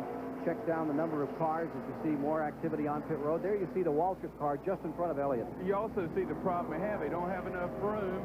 The cars, there's 3, 4 cars stacked in, 1 car sticking out on pit road. Now you can see why you have the accidents like we had, and I think that shouldn't happen. Jerry Garrett is down there. It's quite a tough situation. You know, it's all kinds of different people wearing uniforms working on that Coors car. That's because they've had to loan crew members from different teams to help out the Elliott crew since all their crew members got hurt. But all 3 cars were in here at the same time, so who works on what car when? As we watch Darrell Waltrip come back out onto the racetrack, he has another problem besides the traffic jam. We've seen him get to the front thanks to the yellow and the long caution early. He got trapped out of the pits by the ambulance. That let him get up to the front of the field. But the car's not handling the way they would like. He looped it in practice, and they never got it quite right again all week. He was trying to get the pole and didn't. Now they hope that this yellow flag will give him the opportunity to get the handling back and let him make a run at the leaders. Thank you, David. 53 of 119 laps have been completed here today. 53 down in this $398,000 go. They sort out the field from this caution period. And I believe after the yellow, we're going to see Bodine as the leader and Earnhardt in second with Rudd in third. And we'll also find Rusty Wallace in fourth, Benny Parsons in fifth. We're still under caution for debris on the track. That is the second caution of the day after a lengthy one early. Johnny Hayes. Earnhardt got a real good break. He had just come into pit, put on 4 new tires, had plenty enough room not to get lapped. He goes back out. Caution comes out. He moves from the back of the field back up to second, so everyone can get ready for Earnhardt and Bodine to shoot it out. And Dale will be looking forward to that. Jeff will be looking over his shoulder. And Rick Hendrick continues to do a dandy job in his first Winston Cup race. His debut is fairly auspicious. He may want to replace one of his own drivers out there. I think they're under a great deal of pressure here today. It's from our Superflow in-car camera in the Folgers car. We see Hendrick back on the track. Well, it would save them a lot of money if all the car owners could do this. That's the reason Buddy Baker drives his car. It saves him about $400,000 or $500,000 a year. He told me that earlier. So if Rick can eliminate drivers, he can save himself with 3 teams. I think probably $1.5 million to $2 million. I think this could be a whole new deal. Hal Needham probably is going to try to replace Harry Gann. I think this could be a whole new deal. Well, I can get Danny Schiff to drive the backup car. Then we got it covered, you know, all the way. I wouldn't go quite that far. I don't know if I'd put Danny in a car. Here's number 44, the Billy Hagan car, and Billy is a pretty good driver. I'm surprised he isn't out here road racing. He's been to Le Mans, that man that owns the number 44 you just saw on pit road. The field is under caution. There you see them at least one more lap before they turn them loose here today, and we'll see Bodine first, Earnhardt second, Ricky Rudd third, Wallace fourth, Benny Parsons fifth, Bobby Allison in sixth. And let's not discount the red and white colors of number 22 this afternoon. Terry Labonte's in seventh, Harry Gann is in eighth, Ken Schrader ninth, Kyle Petty 10th, Darrell Waltrip is 11th, Bill Elliott in 12th. These are all in the lead lap. And 13th is Phil Parsons with 14th, Morgan Shepherd. Well, I think a great thing's starting to happen because they found out that Hal Needham says he can drive a car if Rick Hendricks can. All these people are starting, so I think we could get a race going. This track has caused a few sleepless nights for a lot of drivers, and particularly for this guy here, Buddy Arrington from Martinsville, Virginia. His first memories of this road course. First time I came up here, so I had to do something. So I got in a road car, and I go out there and ride around. And I got it. You know, I was riding automatic. I won't change the gears. I got balled up on my gears where I was going, what I was doing. But when I got up on top of the hill, turn 8, I guess it would be, you know, you really make a sharp turn. You come right back, right just where you've been from. I almost kiss you real bumper, you know. And here I go wide open. I didn't see the turn, you know. It's kind of a hump there. I'm still wide open when I get out there. And I got to turn right. And there I go, right out through the booming, through the mud and the dirt and everything else. And I come back. I thought, well, I won't forget that one. Go back out there after put my tires on, get my spoiler beat back up, go up there and do the same thing again. And I thought, well, now, what am I going to do here? So finally I got it down, but I always remember that. When I come to Riverside, that's my spot on top of the hill up there. He's running 30th. Well, Leo Jackson with the Gold team gets the Class Act of the Race Award. Buddy Arrington came to him yesterday afternoon. Phil Parsons had a problem, did not qualify. Buddy Arrington asked him not to because if Phil did, Buddy would not make the race. It wouldn't get to use the provisional. And Leo said, okay, we won't qualify. Phil Parsons started 38, and the reason he did, he was trying to help out Buddy Arrington. A lot of cooperation, a lot of fraternal feeling among these drivers out here, and there is good news on that Elliott crew. There have been some injuries, there have been some broken bones, but it certainly looked life-threatening when we saw it here from the start-finish line.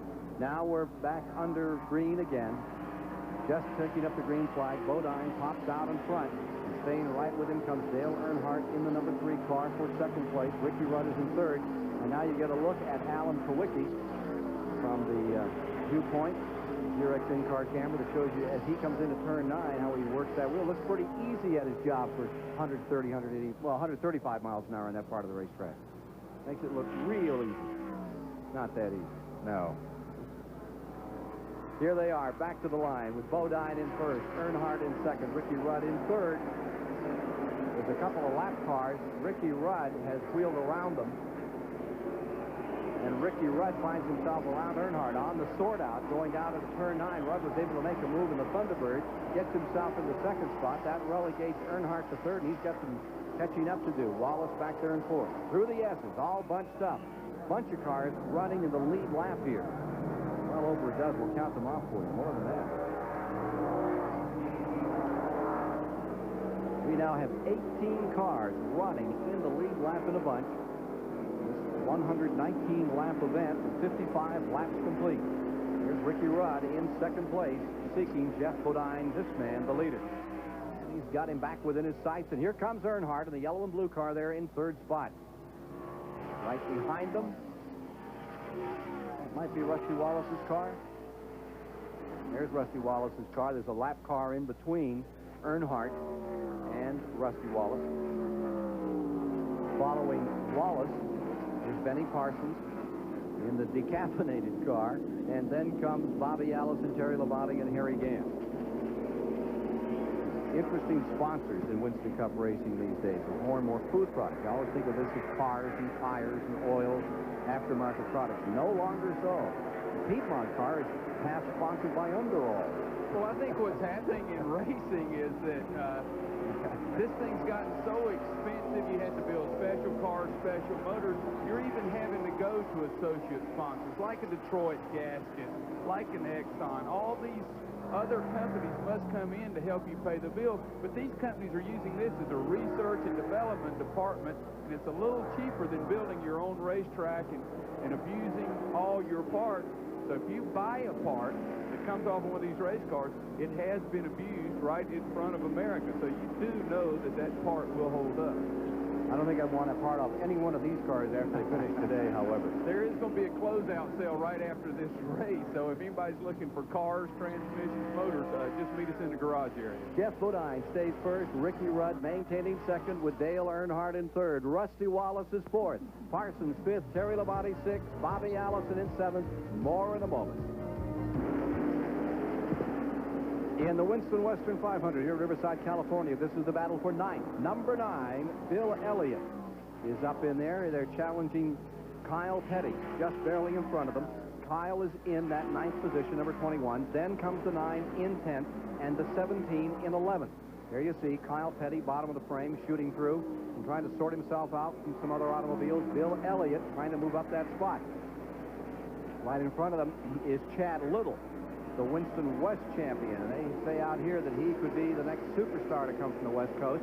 A lap being put on him by Elliott and by number 17, and a lot of smoke off Waltrip's car. That's tire smoke. He gets up there high, the car gets loose, but as you said earlier, the car's not been handling real well, and he's slowing people up behind, and you see the field coming up to Darrell, and Darrell just has a handling problem right now, and I'm sure they'll try to adjust it on the next pit stop.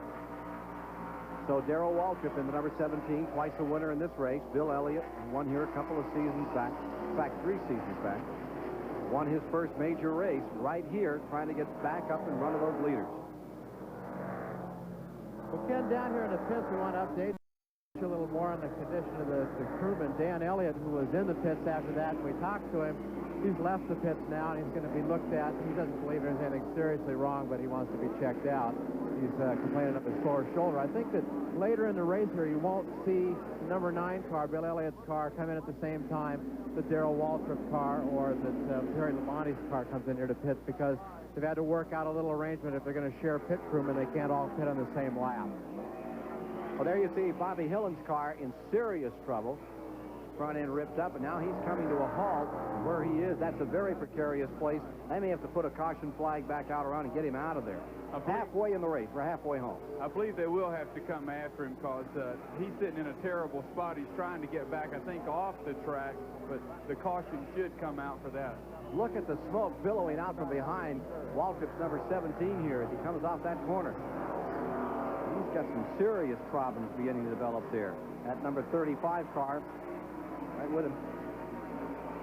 Watching Darrell Waltrip here as he tries to reel in old Wild Bill up there in the number 9. Elliott has not had an all-bad weekend here. Bill, of course, had the misfortune on pit road there just a little bit earlier. But last night, Bill Elliott and Rick Mears, the IndyCar star, ran 150-lap enduro on a quarter-mile racetrack up the road here with 200 cars in it. They put Mears and Elliott up on the front of the field, started them, while 200 cars filled the entire racetrack. So Elliott was lapping people in turn 1. Mears dropped out early. Elliott finished second in a photo finish on the last lap, won $500, got up after the race and said, I have never had more fun in my life. I'll give you back the $500 if you'll let me come out here and do this every week. That was the ball. Bill Elliott, $1 million bill, running for $500.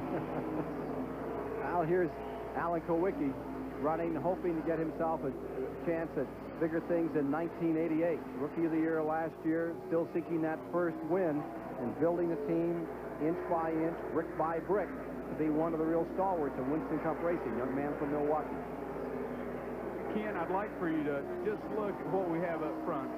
Jeff Bodine's a great road racer. Ricky Rudd's a great road racer. Dale Earnhardt's aggressive. Rusty Wallace is aggressive. Beanie Parsons is smooth. Terry Labonte's one of the best. Bobby Allison's one of the best. Harry Gant's a good racer. We've got all the cream is rising to the top, and all these people, after halfway point, we got good quality cars up front, and everyone's running close together. It just shows you what the road racing experience does. And let's, for you fans who follow some of these folks that aren't running up in front, review the entire field for you through 50 laps, so you know if your contender is still in this race. And we'll shortly give you the attrition as well, so you have a pretty good overview of how things are going here at Riverside, California today. As we continue to watch Jeff Bodine totally dominate this event. 8 cars are out of the race so far, and 7 are Winston West cars, and that's because they're not as used to the pressure as the Winston Cup people, and their equipment just isn't as sanitary as what you see come out of the southeast. Caution is back on the track. There is a yellow coming out around the track here. Harold Kinder puts it out for the 3rd time today, 3rd caution of the day. We've got a total of 12 laps thus far, and Bodine immediately dives on pit road, as does Rudd, Earnhardt, Wallace, Parsons. All of these leaders coming in, Labonte, Allison, Harry Gant, all taking this opportunity to fuel and take on tires. If they stopped here, they'd still have one more return to pit road before the race is over if it stayed green. The record for this race was set by Darrell Waltrip at an average speed of about 107 miles an hour. That one went caution-free. Not the case today. Now, here's where a great pit stop can help you so much you can't believe it. There's 12 or 13 cars running close. If you pop off one of those 12-second stops or a good 4-tire stop, you for sure are going to gain 4 or 5 spots. And Rusty Wallace has always been one of his secrets is a great pit crew. Earnhardt the same way. Let's just check to see who comes out front. First one out, I believe, was Bodine in the number 5. Harry Nelson's crew doing a dandy job. So, caution is on the track. Again, the report is debris. We'll update you on that in a moment. Out of the adversity of the Bill Elliott crew, the word is that those 3 injured men are not as seriously injured as we first thought they might have been. We'll be back with more in a moment. Drivers and some of the fastest cars in the world are circulating rather leisurely fashion around Riverside Raceway here. We are under caution, and all the leaders have been on pit road. We're here in the STC Pit Communications Center, and we've just got word of a swap in positions here as a result of the pit stops, and specifically the pit work that the prescient, Johnny Hayes, pointed out. A good pit stop for Dale Earnhardt enabled him to beat Ricky Rudd back out onto the racetrack. So it's now Bodine, Earnhardt, Rudd, Wallace, and Benny Parsons down here in fifth. Was it Buddy that talked earlier? I think it was Johnny who talked earlier about road racing experience. Benny Parsons got some good experience in that 55 car this week. It's great to work for a multi-million-dollar car owner, because when Rick Hendrick decides to go run the race, he just comes in and rents the racetrack for a couple of days of practice. And when you're a teammate in the number 35 car of your car owner, you get to go out there and run around too. Those who were here early in the week got a good look at that 35 car out there mixing it up with his boss. But the important thing is that Benny took it very seriously. He had him out there drying off the racetrack, cleaning off the mud. He wanted to run a lot of laps because he wanted to run well here today, and he's up to fifth spot. So Benny Parsons is definitely a factor to win this thing. Let's get back to the booth now and the terrible trio. Why didn't you ever rent the track for your drivers, John Hayes? I did. Hickory Motor Speedway. It was $16, and I furnished the hot dogs and stuff, and it didn't help us a whole lot, but we had a good time. Jeff Bodine continues out in front. Dale Earnhardt is in second. How much does it cost to test in the year, Buddy Baker? How much money do you set aside? I would say most teams probably spend $15,000 to $18,000 for testing on the racetrack, and one day in the wind tunnel getting ready for Daytona. How much is a wind tunnel? $16,000 a day. Wow. $16,000 to see what's going to slip through the air? And we'll go 4 or 5 times a year. Well, $16,000 for hot air blown over your car. I could be a wealthy man because I've been doing it on pit road for a long time. Indeed you have. Bodine first, Earnhardt second. Let's take a look at attrition right now, if we could. See who has dropped out of this race. Those are the folks out. Herschel McGriff was the first down. Glenn Struer fell out. Roy Smith came out. Giacomo Macchio, Tom Kendall, Bill Schmidt, Harry Galari all had trouble here today and fell by the wayside. That was kind of tough running for them, and particularly for Herschel, who, as we mentioned earlier, turned 60 in December and is truly one of the legends of American racing, all the way back to the old Pan American.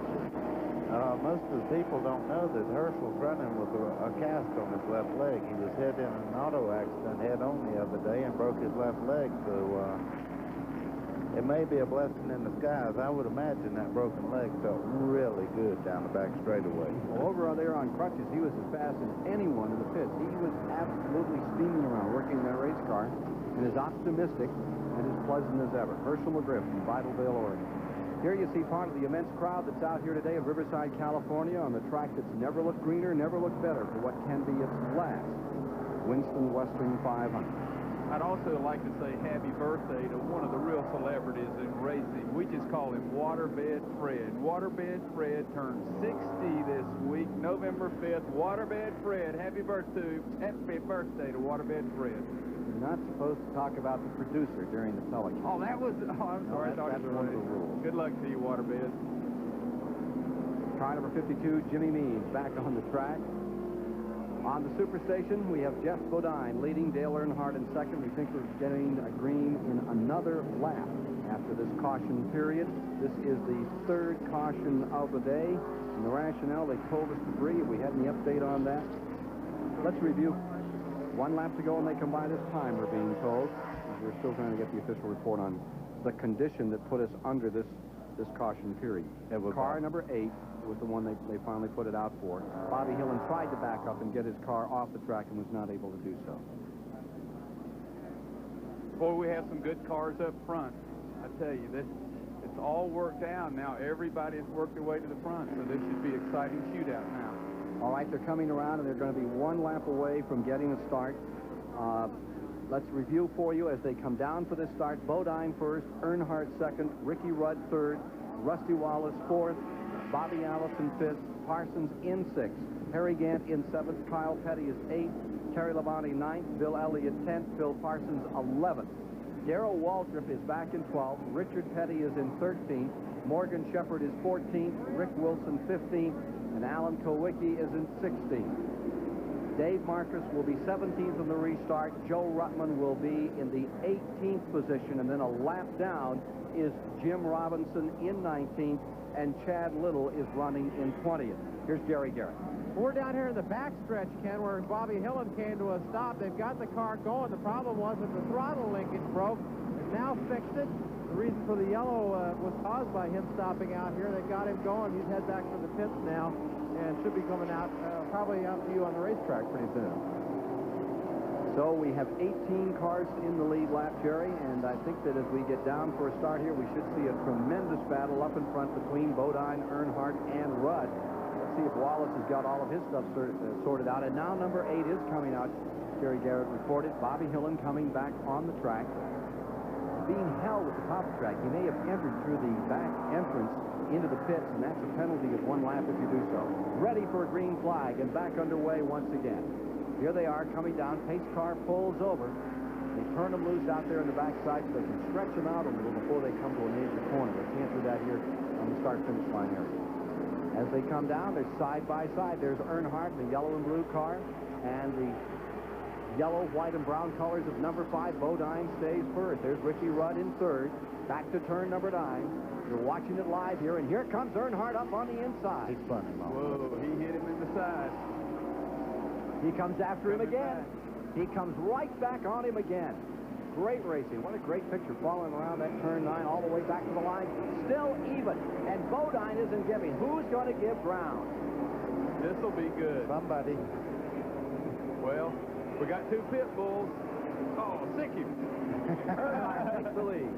Earnhardt goes up in front. Bodine is in second. And Rudd is right there watching. Sick him, Jim. Sick him. Get him, get him.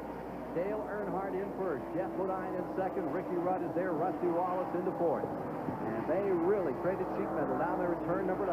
What do you do, buddy, when that happens? Does your temper flare, or do you just say, well, that's okay? What temper? I have no temper. I'd just run right straight back into him. It's been all over for both of us. Notice the car number 3 is bent up. Number 3 has a little sheet metal damage on the nose of that car, left side. Let's look at it from another angle. This attempted pass here in turn 9. Earnhardt gets into Bodine. Of course, that's happened a few times before this year. Sets him a little sideways, and Bodine just picks it up. You'd think he was back at the old Chemung Speedway up in New York State as he gathers the car back up and keeps on trucking. Earnhardt owned the grass to get under it. Look at this move. I love it. You're watching this live, and this is Bodine right back on the inside, and he goes back into first place underneath Dale Earnhardt. I think Earnhardt was willing to let him go. Here comes Earnhardt back again. Watch this. Don't you love racing? Yeah! Here they are, back across the line. And everybody Here we at the start-finish line on their feet. This car, number 5, Bodine, has retaken first place. Earnhardt the second, Ricky Rudd the third. In some of the best moments this race has had. It's cold chill time for me. Ken, I noticed some damage to the left front fender on Earnhardt's car. It may be rubbing just a little bit, but you'd never know it. He's really on the attack. You think his crew is talking to him about it? No, they don't talk to Earnhardt. He does all the driving, and like Richard said, he just lets him do his job, and they try to do theirs in the pits. They're one of the best crews. White knuckle time up in front here between Bodine, Earnhardt, Ricky Rudd right there, and Wallace. There you see Rudd creeping into the picture about 5 car lengths back from this pair that continues to lead. It's about an 8-car length interval now. Down the back straightaway as Bodine just sails away from Earnhardt. There's Wallace back in 4th. Bobby Allison in 5th. Andy Parsons is in. Harry Gant still very much a part of it. I think Mr. Bodine might have just showed us what he has. I don't think that bump really helps a lot, and he's probably going to run off now. He says, I'm going to leave Earnhardt back there to hit somebody else. Well, a lot of times these situations, when you touch it like that, NASCAR may walk down to you and say, hey, boys, we're not going to put up with that. You know, that's happened before in this sport because Dale was all over, and then all of a sudden he drops back 3 or 4 car lengths. I'm not sure that he hasn't covered that much. I got a feeling Dale has pulled back a little bit and said, I'll catch you later when it counts. Doesn't make any difference. Here's Pat Patterson. Well, just exactly what you said, Johnny Hayes. It was a situation where the NASCAR official came down and had a little confrontation with Richard Childress, the car owner. Now, what he said, we're not sure, but I don't think he was wondering, exactly what was going on the racetrack. So you're right. They were having a little bit of a talk down there. Well, they're having a little bit of a talk on the racetrack right now. Earnhardt is pulled right back up on Bodine. He tried it at turn 6, which is a very difficult place to pass. He stays right with him through turn 8. Here they are coming back out onto the racetrack, and this is a dandy. Dale did not listen. Let me say one thing. Earnhardt is an extremely hard driver. He doesn't do this on purpose. He's just racing to try to win. He got into him a little bit, but he seems to be holding Earnhardt up through the essence, and you'll have occasional contact. There's nothing deliberate against Bodine or anyone else. He just wants to win. When you get mad at another race driver, how long does it take you to get over it? Well, as soon as the incident's over and you go racing somebody else, you forget it normally, unless, if they spin you out, then it'll last for a little bit. The one thing I do question is the cool-down lap that NASCAR gives.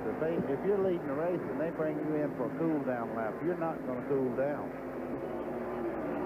One of the stories we talked about at Rockingham last week was this guy's crew, number 3, Dale Earnhardt. Rumors that his engine builder and crew chief were going to leave the team. And, look at that, sliding through the S's once again. Earnhardt is really gobbling up Bodine through that part of the racetrack. Bodine seems to be stronger down the back, but I'll tell you what, Earnhardt's climbing all over Jeff Bodine, and that is dynamite with the fuse lit right there.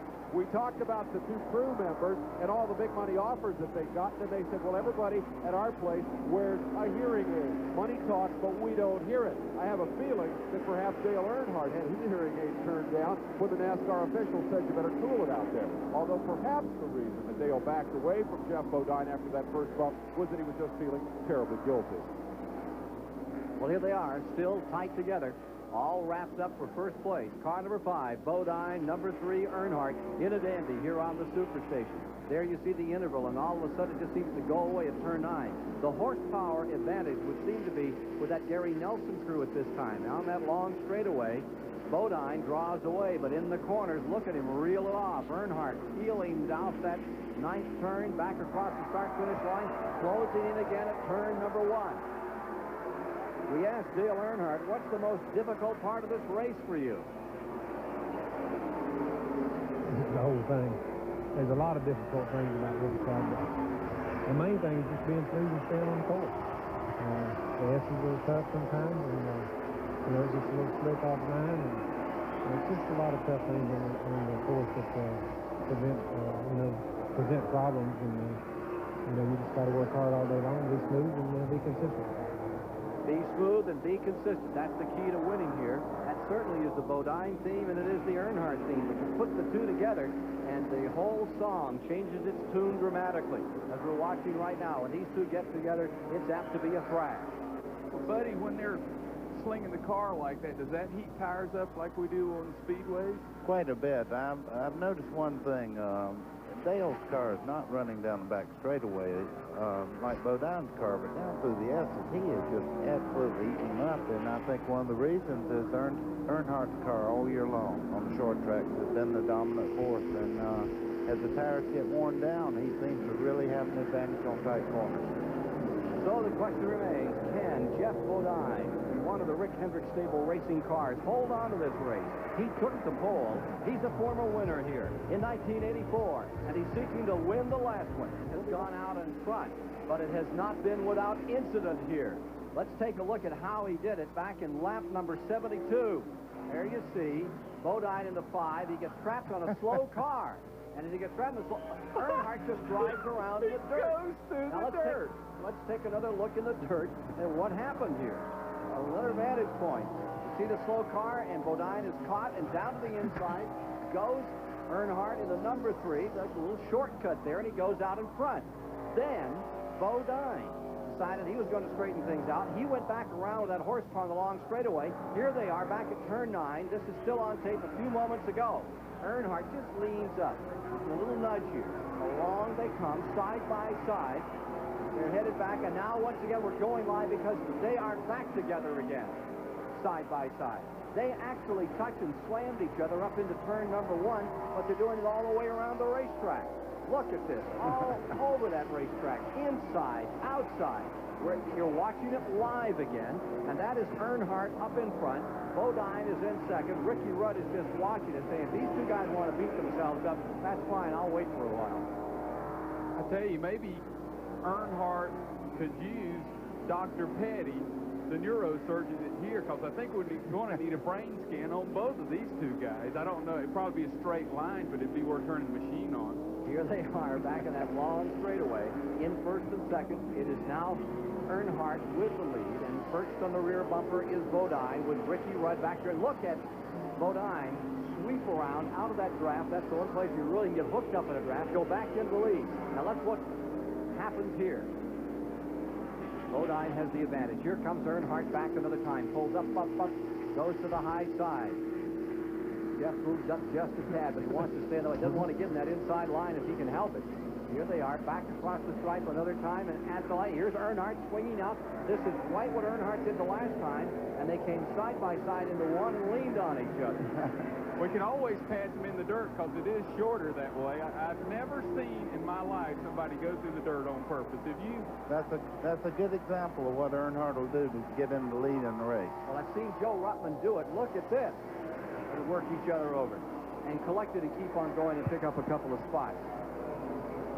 Buddy, does Bodine watch his mirror, or does he have to keep his eyes to the front? Can he watch Earnhardt try to block him, or does he have to just watch where he's going? No, he has to drive his own race now. He has to get Earnhardt back here till he sees him upside of him. I think he could probably feel Earnhardt behind him because he's been touching him about every lap. And he is touching him, isn't he? Yeah, they're getting together almost all the time through the S's. And the way they sling those cars, I mean, you're talking about racing. This takes my breath, and I make my living going to races, and I mean, this takes my breath. You know, John, you're talking about you never saw anybody do that, but in the old days, Curtis Turner, on this very same track in this race, past Parnelli Jones, cut a straight line through all those S's and made a whale of a line, just right out through the dirt, bounced back on the track, and came through. That was in '67. Ken Johnny said that was a little before his time. Yeah, Curtis Turner, yeah, he's one of my heroes. Buddy Baker, Curtis Turner, Fireball, and all those old people. I love them. Jeff Bodine in front, Dale Earnhardt second. Now Bill Elliott has dropped out. He has gone back behind the wall. That's so unfortunate for car number 9. It's been a miserable day for a former winner here in 1983, and Jerry Garrett has the story. Well, Ken, the reason why Bill went careening off the track there earlier is he hit some huge piece of debris that just physically knocked him off the track. It squashed the header pipes flat. They're down here with a torch now trying to cut the header pipes out so we can get some back pressure out of this exhaust system. The car will still run, hopefully get back out there. He's got a lot of points at stake. Indeed, he does. He's in a tremendous battle in the points. Currently, coming into this race, was in second place with 147 points in front of Terry Labonte as work continues back in the garage area on Bill Elliott's car. Here you see the Earnhardt car trailing Jeff Bodine in the lead, and there you see Ricky Rudd in third, and right behind him is Rusty Wallace, and they don't gain or lose any time. I think they're sitting on something, both 15 and 27, waiting for further on in this race to show their hand. How's that for a shot of the tire mark from Earnhardt on the side of Bodine's car? Hats off to the cameraman for that. My question again to you guys in the booth, it's pretty obvious here, I think, that Jeff Bodine's got a whole lot more steam in his car than does Dale Earnhardt. Down that backstretch, Bodine's just gobbling him up. He could pass him back there, or he could pull away from him back there. Earnhardt's got to be using up that race car to be keeping this kind of a battle going with Bodine. Will that thing take that kind of abuse the rest of the afternoon? Buddy Baker? Well, I think it'll, you know, they're tough cars, both of them. They wouldn't be in the point standings as well as they are if they were not tremendous race cars, but Earnhardt's car is the tank. He can have a wreck that totals most cars and keep going, so he's definitely tough. Johnny Hayes? I think what Earnhardt's doing now is relaxing a little bit, sitting back a little bit. Bill Elliott's back into the race, but I think Earnhardt's going to sit there and relax, let the tires cool down, and hope that Bodine relaxes. Then here he's going to come back again and ambush him from the side and go back to the front. I think, I dreamed last night Ricky Rudd won the race, Rusty Wallace finished second, and I believe that's about where it's going to end. Who finished third? You ain't going to believe this, but Phil Parsons, and I did say, Phil finished third? Well, he's in 10th right now, and he's running the lead lap. That's interesting. The second place man, Earnhardt, third place, if you believe in dreams and all that sort of thing. Rusty Wallace, fourth. Bobby Allison, fifth. Benny Parsons in 6th. In 7th, Terry Labonte. Harry Gantis in 8th. Kyle Petty to 9th. Bill Parsons 10th. Morgan Shepherd to 11th. Darrell Waltrip in 12th.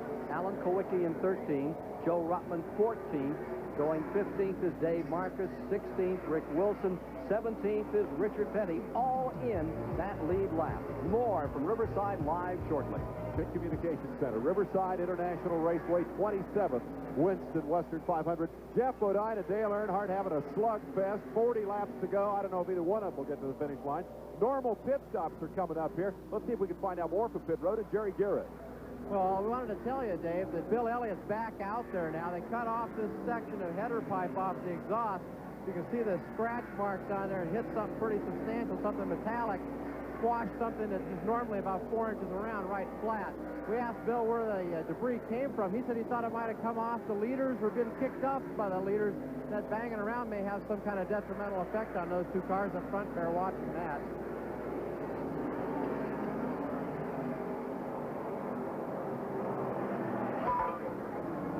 "79 laps have now been completed, 79 down, as Bodine continues to barrel around this 2.6-mile, 9-turn road course, getting around Buddy Arrington right now. Buddy Arrington going a lap down as Bodine continues to muscle his way through. And it looks like Earnhardt has worn out a set of tires as he chased hard. Bodine here, sliding, slipping around the racetrack, taking a few excursions into the dirt to try to pick up the lead. He has settled back into second place. Ricky Rudd is in third, and Wallace is in fourth. And perhaps here we can get a look at that interval between this man, number 5, Bodine, and the number 3 there of Dale Earnhardt. For the moment, Rick Hendrick. Behind the wall is Rick Hendrick. Our in-car camera crew having a heck of a time here. The Marsh Air Force Base is next door, and they have more unique electronic secret gear to foul the best laid plans of mice, men, and in-car cameras that we've ever come across. Here's Bodine still pulling away from Earnhardt now, and it looks like Earnhardt's tires have definitely left him. He's fallen back 4 or 5 seconds and almost into the clutches of car number 15, Ricky Rudd in third, and Wallace running in fourth. Now there's number 35. That is Benny Parsons, who is currently shown in 5th, and behind him should be Bobby Allison right there in the 6th spot, and there you see in 7th, Terry Labonte. There's Parsons running in 5th. Right behind him, Bobby Allison, then Terry Labonte in the 11 car. 5th, 6th, and 7th gathering up for assault on that 5th position. Parsons maintaining it with 17 cars still in the lead lap. 2/3 of the race gone away. 80 laps now complete. We're watching that battle right there, and we see Terry Labonte back there running in 8th spot. It's kind of interesting from the standpoint that the Unical Press panel of experts, the reporters who cover stock car racing, the guys who really know the book on these people, picked Terry Labonte by an overwhelming margin to win this race. He got 18 votes. The next closest guy was Darrell Waltrip with 5. So what do we press people know? Well, Labonte's running 8th, and Waltrip's nowhere to be seen. Let's go down to Jerry Garrett on pit road. We're down here with following Sterling Marlin's problems again, and it's a shifter once again. He hasn't got any gears that he can get right now. He had 2nd and 3rd there for a while, and then he got 4th, and now he's down to 2 gears and 2nd gear only. Let's go on up pit road now and see as Sterling Marlin leaves what Pat Patterson's got to say. I think something is wrong. Rick Hendrick is with me. Rick, sorry to see you out of it. What happened on the car? We were just trying to ride along and wait for the last 25 laps, and something came off of a car up there in the S's, and I ran over it, and I heard a big bang, and then there was a lot of oil up under coming up through the car. The clutch started slipping a little bit, but it busted the bell housing and tore it up pretty good underneath. You were a little nervous about this thing today, but you got out there and you mixed it up pretty good with those guys. It looked like you were having a good run. Yeah, well, you know, we were where we ought to be. You know, I didn't want to get a lap down, but that happened, and Harry, I wasn't sure how much I could go on the brakes, and I felt great. I think I could drive another race now, but you know, we were just waiting for the last 30 laps and then try to go hard, and didn't get there. You can get out and pull for your other drivers now. That's Rick Hendrick. I hope they win. I'm rooting for them. Thank you.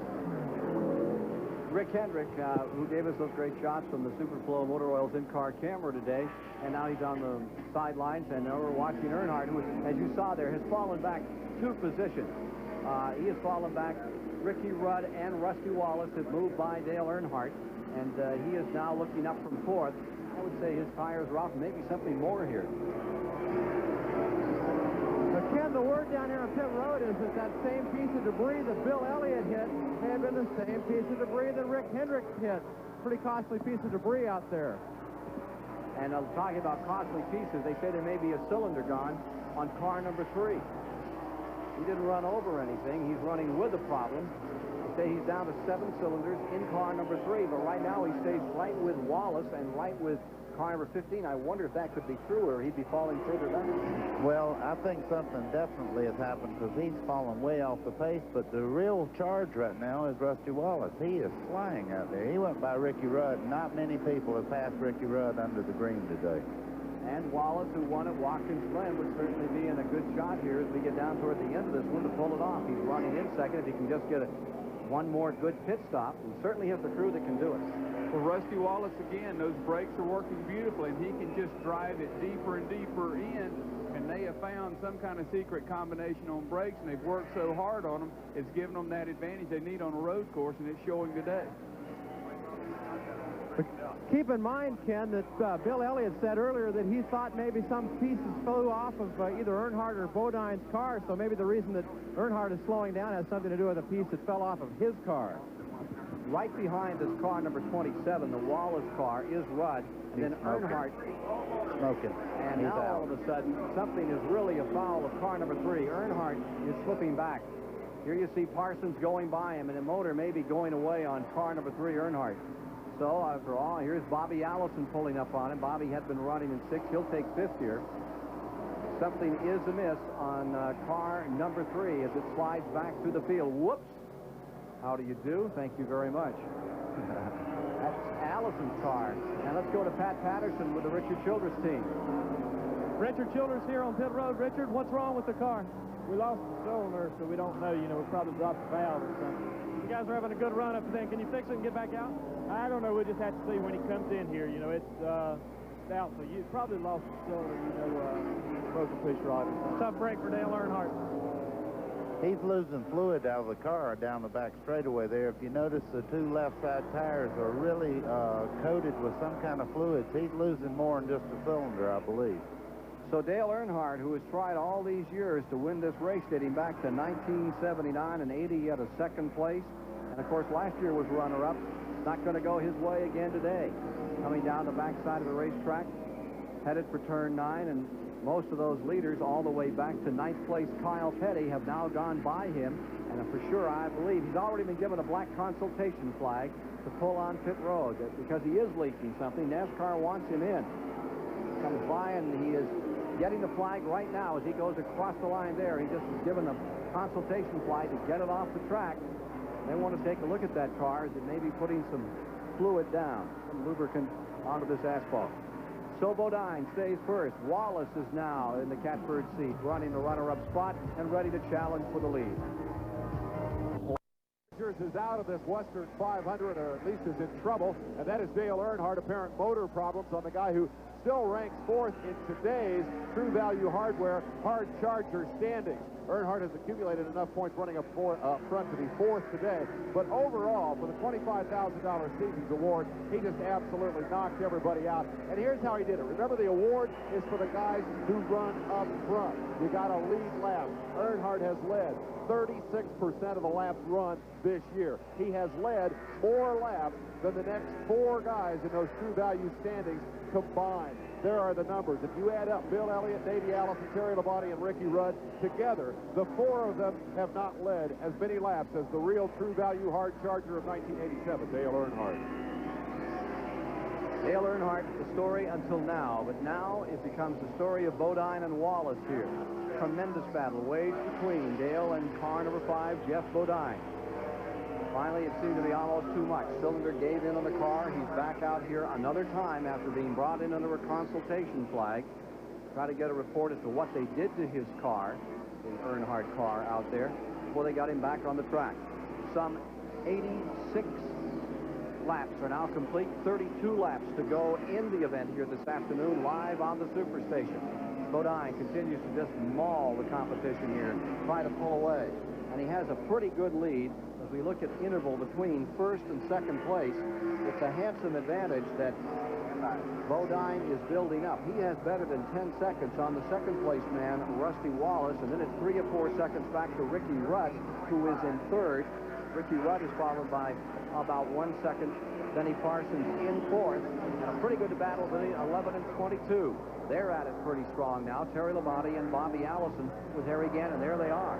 There is Terry Labonte right in front of Bobby Allison in the car number 11. He will pull up into the 5th position. Allison in 6th, and in that snarl of cars directly behind the 22 should be the Harry Gant car. Harry's having a good day after having a miserable season.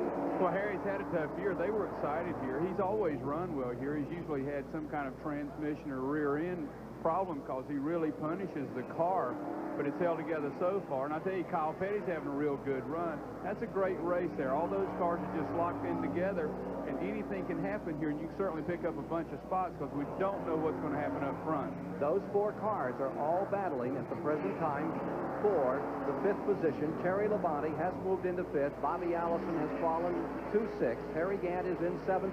Kyle Petty is in 8th. And that's where we are right now with you in the event. Terry Labonte trying to motor away from that group as they go into turn 9. It's Riverside, California's Winston Western 500 for $398,000. We've had 3 cautions, 1 a serious incident on pit road on only the 8th lap, and 3 members of Bill Elliott's pit crew were injured. 2 were hospitalized. Chuck Hill with a broken arm, Stevens with a broken leg.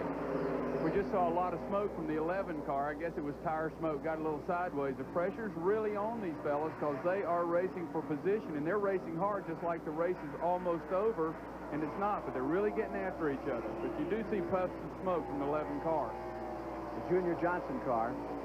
Junior's won this race on 2 occasions. As far as owners, the all-time number 1, 7-time winners, the Wood brothers in this 500. They won with Gurney in the early days. Of course, the last time they tasted victory was with Shearson. He won it back-to-back a couple of times. Wood brothers have Kyle Petty now, and he is in 8th place. And again, these cars are all in the lead lap. Terry Labonte pulling away just a bit. And if there was any smoke, it doesn't seem to be hampering his endeavor at this point. There's the number 22 car, Bobby Allison in 6th, Harry Gant in 7th, Kyle Petty in 8th. Those 4 cars pretty tight together, and there is some smoke coming out of the back of number 11. Yeah, that was rear end smoke that time, definitely rear end smoke. And like we said earlier, it's transmissions and rear ends. You get hard on them, so he does have a problem.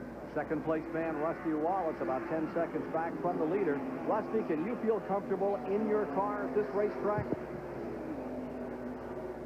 I can probably be more comfortable on this racetrack in this particular car than I can on most. This is the car that I won Watkins Glen race with and went up in New York, and it handles very well, and the road course is one thing I've been waiting for all year long. We've got 1 win under our belt. We really need another one, and this is our golden opportunity to get it right out here at Riverside. There he is, and he's pulling right in behind the number 9 of Bill Elliott. You know, Elliott has had his trouble. He was in the pits for several laps. They made some repairs beneath the car, working on the header pipe to relieve some pressure there, and got him back out. I'm sure the folks back in North Georgia, watching the Dahlonega, Dawsonville area, very concerned about those crew members that were run over down on pit road. They say it is non-life-threatening, non-life-endangering. That's the good news, but it was a serious situation, and a lot of folks back there very concerned throughout Georgia. The pride of Georgia is truly this Elliott Racing team and this great Ford Thunderbird that has carried the last 2 races first place. The injured crew folks are at the Riverside Community Hospital, and they're saying right now they're all in stable condition. So better news, Buddy Baker, better news, Johnny Hayes. Hard start to this race, though, for a great racing. Really was. Those boys are all good friends of mine personally, and we're staying at the same hotel, and as soon as this race is over, I'm going straight to that hospital. Here's car number 11 showing a lot of smoke. Terry Labonte just pouring out of the back. And remember, he has picked up the spot. He is running in 5th. And it looks like that rear end may be getting a bit warm on that car. What do you think, buddy? Well, I'm not sure what the smoke is. It may be a valve cover gasket, maybe a fitting to an oil pump, anything, but he's running quite well. Bobby Allison has just brought his car onto pit road, and here is the engine going away on car number 15, Ricky Rudd. Oh, that's unfortunate. Ricky Rudd's car, which had such a great day going for the driver who qualified second and won this race in 1985, and as he comes up around turn 6 by those big grandstands there, it's all over for him. Looks like he may have put something down. Everybody's sashaying a little. in the pits for a long time. 24 seconds was Bobby Allison, and there's the 15 drawing off the track and coming to a halt. Yellow flag is out. Caution flag is out. There is fluid on the racetrack, unbuckling and ready to step out of car number 15, Ricky Rudd. With that caution out, this will give Wallace the chance he wants to get back up in here, and Parsons. So if they have anything to show, now is the time to show it. Jeff Bodine leading with Rusty Wallace in second. Ricky Rudd is now just another one of those DNFs, did not finishes, in the Winston Western 500. Time of the afternoon here at Riverside, California. After Ricky Rudd's car blew an engine, here we are in the Xerox car of Alan Kowicki, who stays up in the lead lap. He's been shown running as high as 8th recently. Now he's being shown in 12th. Back on the track, and there is Ricky Rudd out of his car. It's a tough moment for Ricky Rudd up in the turn 6 area of this Riverside International Raceway. A story we've covered every year we've come to Riverside is the demise of caution. I think we got another lap before this one gets underway. You just saw number 3 in the background there, Dale Earnhardt's car, headed back into the garage area, and it may be out. And if it is, it's only the second time this year that Earnhardt has failed to finish. In 1977, Cale Yarborough finished all 30 races. But the all-time record, Herman Beam. You remember Herman, buddy? He finished all 52 races in 1962, back when you were in your prime. Yeah, Herman was quite a finisher. He didn't run up front, but he was always in there, hard worker. He did all the work himself on the car. Just one historical footnote on that Earnhardt retirement. He had a shot at tying Richard Petty's record for single-season career wins. Earnhardt's won 11 Winston Cup races, plus the Winston itself. He needed to win here and Atlanta to tie that record. So as he goes to the garage, Herman Beam's record stands. So does that of Richard Petty, who is still the only man ever to win 13 races in a single season in the modern era of a 30-race season. Herman later became a crew chief. Cale Yarborough, years went by. Under caution, with Bodine first, Wallace second, Bobby Allison maintaining third, Benny Parsons fourth, Terry Labonte fifth, Kyle Petty sixth, and it's Phil Parsons in seventh, and I believe we're one lap away from turning this field loose again. Darrell Waltrip is eighth, Kowicki ninth, Joe Rutland up to 10th, Richard Petty is 11th, Harry Gant is 12th, Dave Marcus 13th, Rick Wilson 14th, and those cars are all in the lead lap. The first car lap down is Chad Little, who is running in 15th position. Chad Little, the Winston West champion, they'll turn him loose on the backside this time around. Getting set for a restart, and you're with the... Let's go to Jerry Garrett quickly. Okay, we're down here with Dale Earnhardt, and this is a rare occasion for you out of the race. What happened? Well, we broke a valve spring when I was racing with Bodine, and it started getting worse, then it dropped the valve, so... You know, we just sort of was crippled, and they put water in it, and they put water in the oil, and started oil pressure going way crazy. And, you know, we didn't want to run like that, and, you know, it's just one of them deals. At this point, you don't have to run like that, I guess. You got the title under your belt already. Yeah, that's good. You know, we're glad to have that on our belt. We sure do miss Neil Bonnet out here racing with us, though, and hopefully he won't get no deer before I get in Alabama, too, after Atlanta.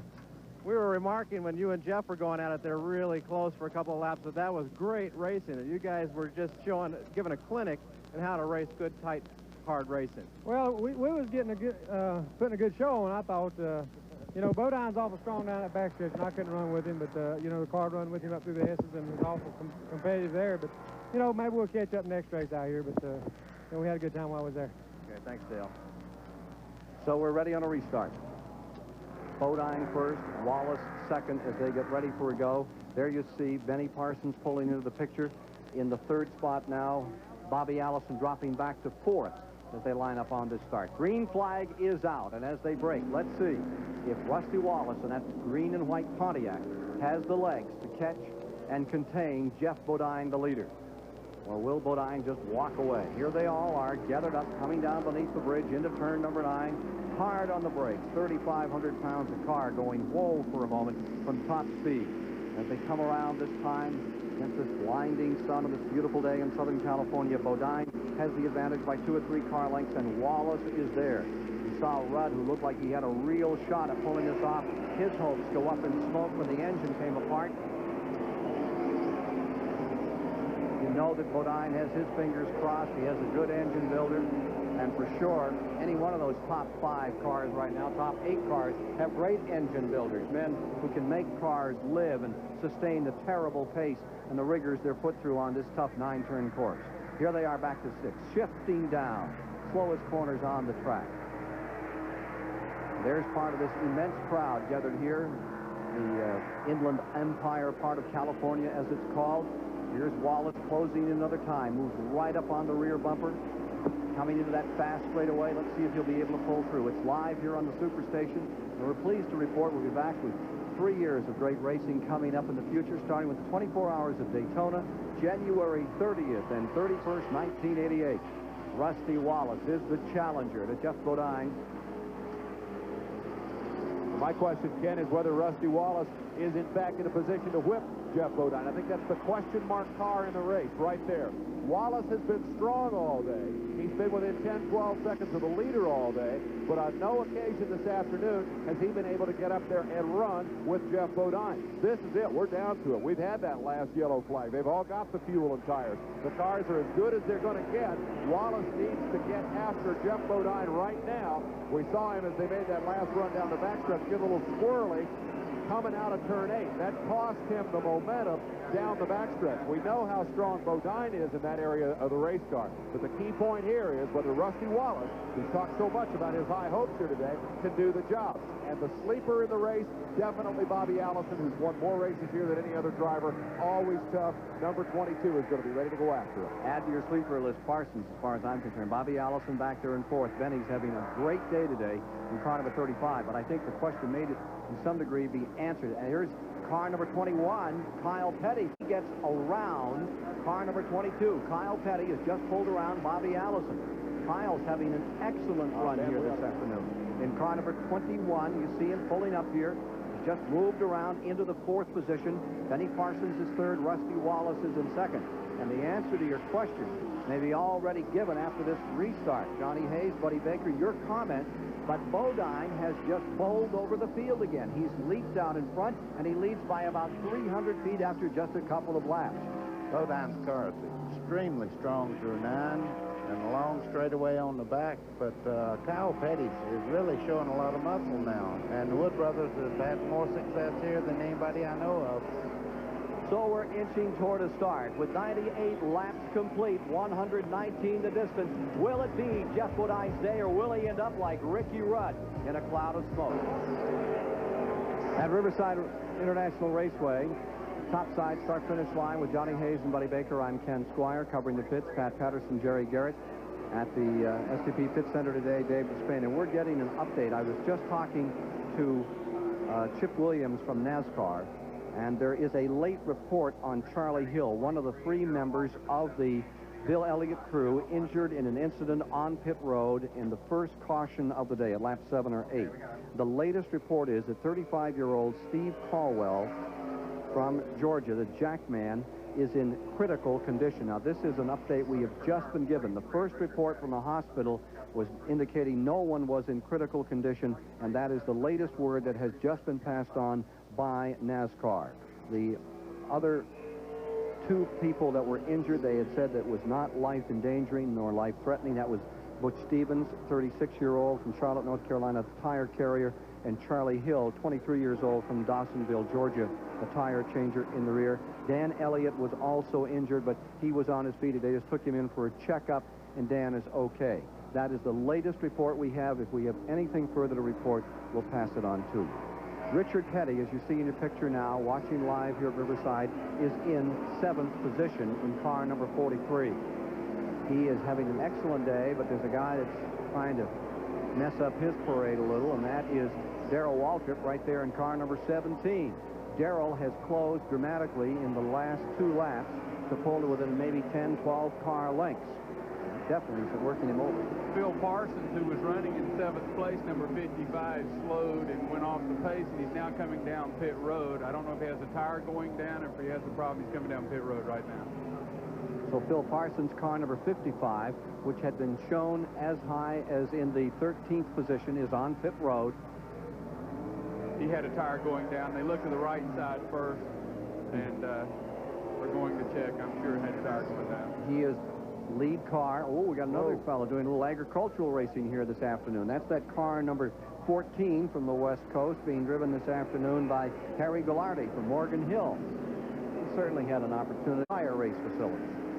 Ken, I'm noticing that the 27 car, Benny and Kyle Petty are closing in on Bodine. I don't know whether he may have a tire getting a little slick or what, but they're definitely closing in. Well, let's check it right now. I have the opportunity. Here's Bodine in the 5 car, and the question is how much is Wallace and Parsons getting up by? It looks like a ton. It looks like he's coming very, very quickly. Wallace is moving back in here on Jeff Bodine, the leader. This is happening with 102 of 119 laps complete. Saying the valve spring went on car number 3. They put Dale Earnhardt back up on the hauler. Ricky Rudd blowing an engine. What a moment that was. He was really on his way. There you see the Wallace car, Raymond Beadle crew. Barry Dotson, the crew chief on that number 27 that's closing up on that leader, number 5, Bodine. And he is closing. Definitely. We're in for a heck of a finish here today at Riverside, California, with Parsons in 3rd, and Kyle Petty is up to 4th. There's Kyle right there in 4th.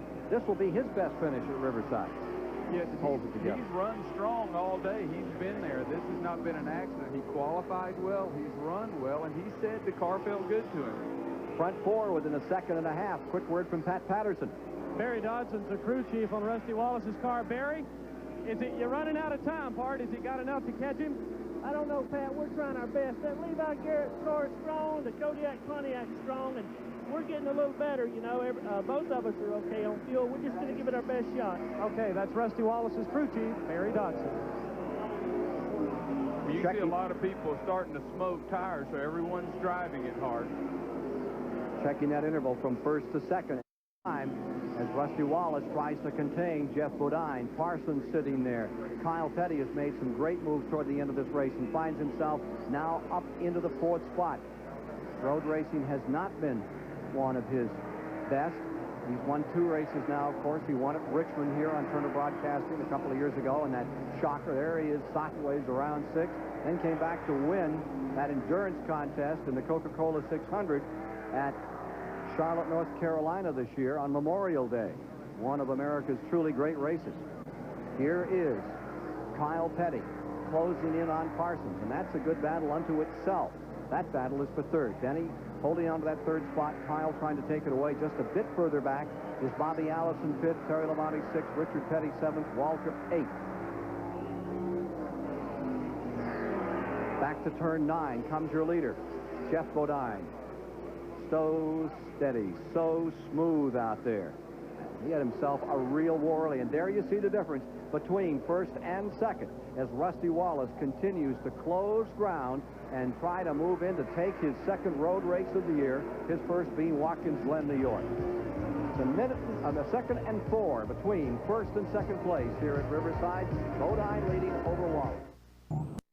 Moved around Terry Labonte. He is challenging Bobby Allison's number 22 car for the 5th position. Richard having an excellent day as the laps continue to dwindle down. 105 of 119 complete. Up in front, it's still Bodine, the leader, and the interval stays pretty much the same. Here's where the fight is. It's between Allison, a couple of real veterans out here with 83 wins. Richard Petty, the all-time winner at 200. Petty going down to turn 9 just on the lobby here. He dives beneath the white line and tries to pull up on Bobby Allison. Richard Petty coming on, bottom of the racetrack, inches alongside. The old Richard here out of turn number 9, moving in on Allison in the 22. Shades of 1971. Petty and Allison side by side. It's a good one. Oh, that's wonderful. Richard Petty up another spot. Allison stays right with him. Ooh, little sideways there. Ah, little full contact stock car racing. And they let those young high school boys do that early. They can show these older professionals can get at it just as good. They sure can. Richard Petty going up through Terry Labonte, and Richard Petty is now running right behind his son Kyle, and of course they have their own war going in the point standing battle.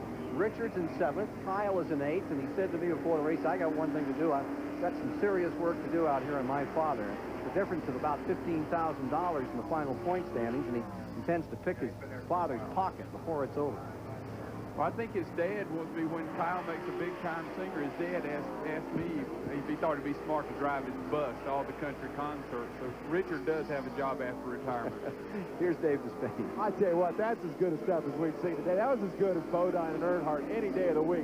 And when you watch Richard Petty and Bobby Allison, it brings back so many memories. And you got to keep in mind that these guys are first and second in the record standings for consecutive starts. Between them, they have not missed a race in 830 Winston Cup starts, and they're out there beating on each other just like, as you said, Jeff. That's good stuff right here as Terry Labonte moves in on Bobby Allison. Pat Patterson standing by on pit road. Can you give us any updates, Pat? Well, the big update here, Ken Squire, is the Levi Garrett crew, that's Gary Nelson and company, are standing by for a pit stop with Bodine, our leader. We're waiting in his pit. The crew's got tires up on the wall. Crew chief Gary Nelson is standing by with the sign to slow Bodine down and bring him to his pit, so try to get the story for you when he does pit.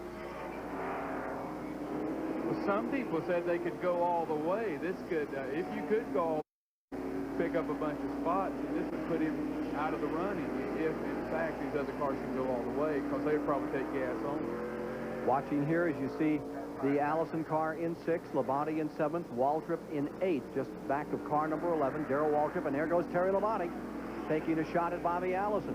Pulls alongside. And will he make it? Here they are in turn number 9. It's tough to beat Allison on turn 9 of this racetrack. He drives this corner as well as anyone. Meanwhile, here is car number 5, your leader, Bodine, and the interval is about 1 1/10 seconds. Whoa, Here he he's goes in the mud. He's in the mud. Seriously in the mud. He's back on the track as he pulls out. I think that was the number 27 car that went by him. Wallace is pulled by. I thought it looked like he had a tire going down there. I think that's what's happened. I think he has a tire going down, and they were on the wall waiting for that and hoping he did not. Yeah, But he's going slowly. Right front. Richard Petty getting knocked around out there as he tries to go underneath and gets through on car number 5, Bodine. Look at that snarl of cars trying to move around Bodine. Oh, what a frustrating moment. Bobby Allison gets back around. Off the track goes Labonte as Waltrip gets through in turn 6. Now, in all of that shuffle, there's Alan Kowicki, and give a call to Kowicki as he has had a great day. That little independent team comes snarling up into 8th position, and Kowicki from the Xerox car is ready to challenge Terry Labonte for 7th spot. Again, March Air Force Base going in competition with Alan Kowicki's camera there. Back straightaway. Here's Alan Kowicki closing in on Terry Labonte. That Ford is one of the smaller teams, that Xerox team. Now watch again. Let's see if we can get another look at what happened right here to car number 5, Jeff Bodine. That sure was a tire beginning to say goodnight. It just pushed right over there. He could not turn it. His wheels are turned the other way. It would not go. It looked like a swamp buggy there for a moment. Back on the course comes Jeff Bodine. Thought he was in April. Now watch this. As he slowed down, Richard Petty had no place to go, nails him in the door. Richard takes evasive action, comes around, gets himself righted, and then there was about 2 or 3 other small altercations at that point. Well, back with you live. Bodine's in the pits. Bodine coming into the pits here. Well, all that mud water is still on that racetrack. Everybody has to remember that when they go through there, it could be a problem. Here's Pat Patterson. Well, Jeff Bodine's car looks like it's been through the war here, gentlemen. Got off the course. The whole right side of the car heavily damaged there. As you can see, the sheet metal bent in around the front. Bodine will get 2 tires here, but it's not going to be enough to make up the time he's lost. 10 laps to go. We'll be back for the finish here at Riverside, California in this exciting, unbelievable Winston Western 500, where now Rusty Wallace in car number 9 for his 2nd win of the season. Pit Communications Center, Riverside International Raceway. Rusty Wallace inherits the lead from Jeff Bodine. Benny Parsons is coming at him. Kyle Petty and Richard Petty are still right there. Who's going to win this race? Let's go topside to Ken Squire and find out. Rusty Wallace would like to believe it's going to be him, the man who says, I've got a lot left to do in racing. 3 wins, 1 at Watkins Glen earlier this year, 7 a pole earlier this season. That's the great Raymond Beadle Blue Max team that came into the sport back in 1982. Now look at this confrontation. There's Benny Parsons. That's Buddy Baker's pick right now, huh, Buddy? I tell you, he's running awful straight off the corners. He's not using up his tires, and he's closing ground on Wallace. I just have to say he has to be one that could win the race. Here's Jerry Garrett. Well, we just talked to Harry Hyde, the crew chief on Benny Parsons' car, to ask him what the fuel situation is. And he doesn't have a whole lot of extra fuel, but he's not going to have to stop before the end of the race. Will not. Jerry, can someone get a report on Kyle Petty's effort out here today? And on Raymond Beadle's number 27, the Barry Dotson crew. See where they stand as far as having to come in or not come in one more time. Well, Rusty Wallace went dead sideways off of 9, kicked smoke up, dirt up, and he is using those tires up. And you can see Benny is closing, and Benny's smooth as glass. Dave Despain.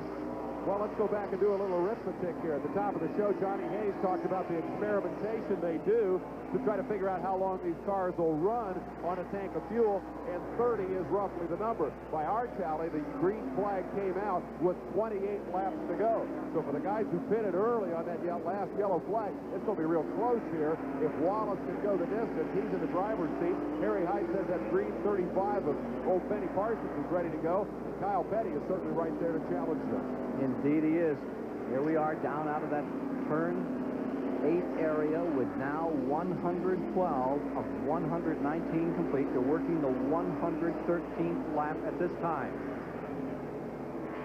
Pat Patterson, got a fuel report for us? Well, as you see, Ken Squire, these are 2 fuel cans of Rusty Wallace right now. They're full, but the crew's not got them in their hands, so he's got enough fuel to make it. This is only Rusty Wallace's 4th race on this track. His best finish last year when he came home 8th. The other 2 years way back out of the top 20.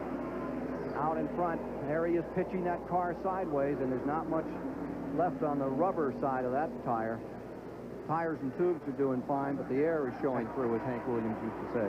Well, I think Rusty Wallace is a very aggressive driver. He's like a Dale Earnhardt. He attacks his course, and he rolls the dice, and he's allowed to be in the dirt anywhere, where Benny's running good, smooth lines, but here comes Kyle right after him. We just contacted the Wood brothers to find out the fuel situation on Kyle Petty's car, and they congratulated Dave Despain on his arithmetic. Said that that's right, they got about a 2-lap cushion, so nobody needs fuel down here as far as we can tell. Interesting to know if Kyle Petty has more and just can't get around Parsons to make a run here. He looks like he's got plenty of muscle. He pulls up, but he just can't quite contain Parsons, so he stays in 3rd. His father is considerably further back in 4th. Then in the 5th spot is Allison, 6th Labonte, 7th Waltrip, 8th Kowicki, 9th Ruttman, 10th Dave Marcus, 11th Bodine, all running in that lead lap. Jim Robinson from the Winston West Series is the first West Coast driver. He's back there in 12th. There's Parsons fighting turn 9 with one of the Hendrick Racing Stable cars. And sideways everywhere around this place is Rusty Wallace trying to hold on to this lead. Down across the start-finish line and into turn 1 another time goes Rusty Wallace.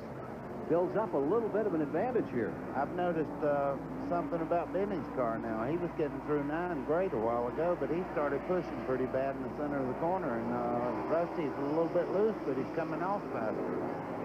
Well, there's 5 laps to go, so this is the time to take it easy. So I know Benny's going 100%, and I think tires are critical. You chase, you heat them up, and but I tell you, the brakes have worked beautifully for Rusty Wallace. So all you people want to be road racers, go to work on your brakes.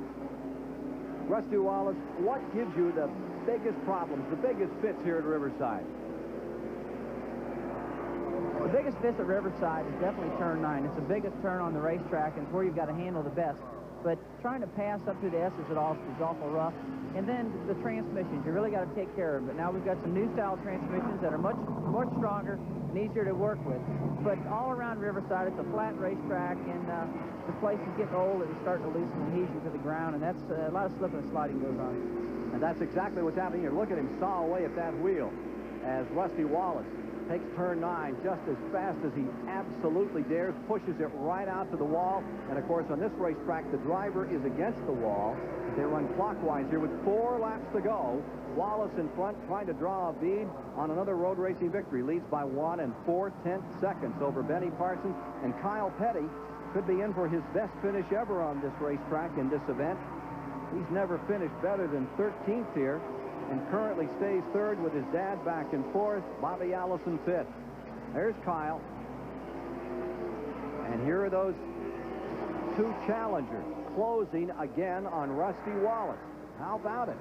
Who's strong, who's weak here? Looks to me like Kyle may be the strongest if he could just get a shot on the 35. Well, I think Kyle runs him down through the edges, but it seems like Vinny has enough motor to pull him. See, they're right together. When you check them down the backstretch, it seems like Vinny can pull him a little bit.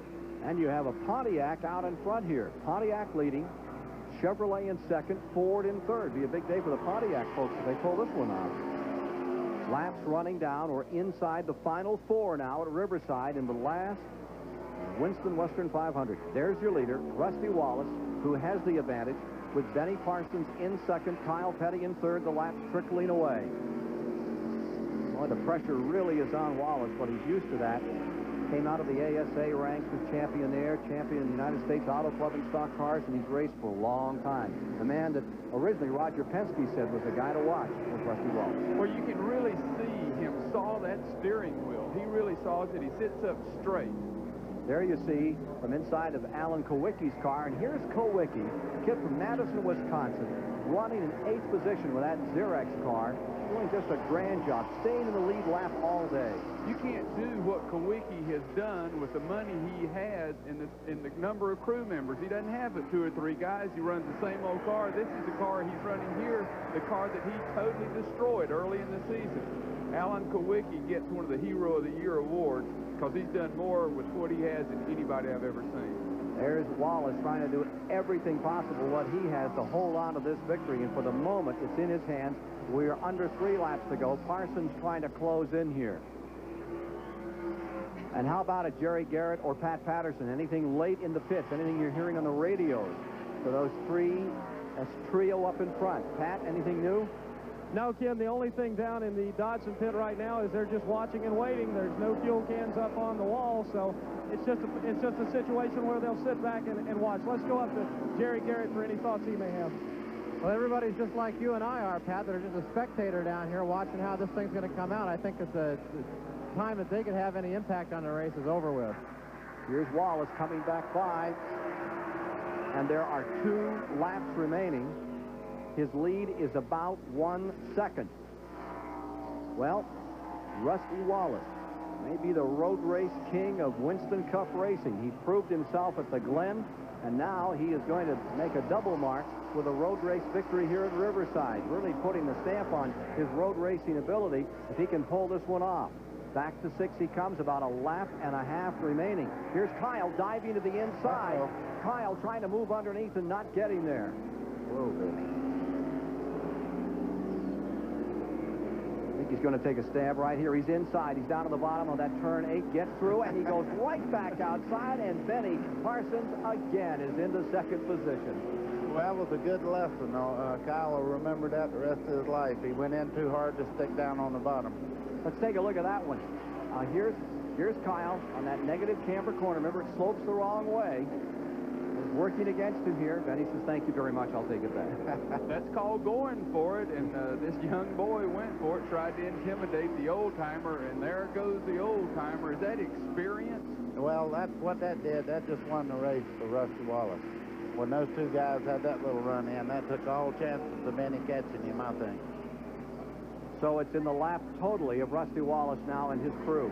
White flag is out. Last lap is on for Wallace. Sideways in turn number 1. He's fun to watch. Oh, yeah, he knows he has it one, so he's taking it real careful through here. You saw him go sideways, one wheel off the ground. Yep. Standing straight up, sawing it.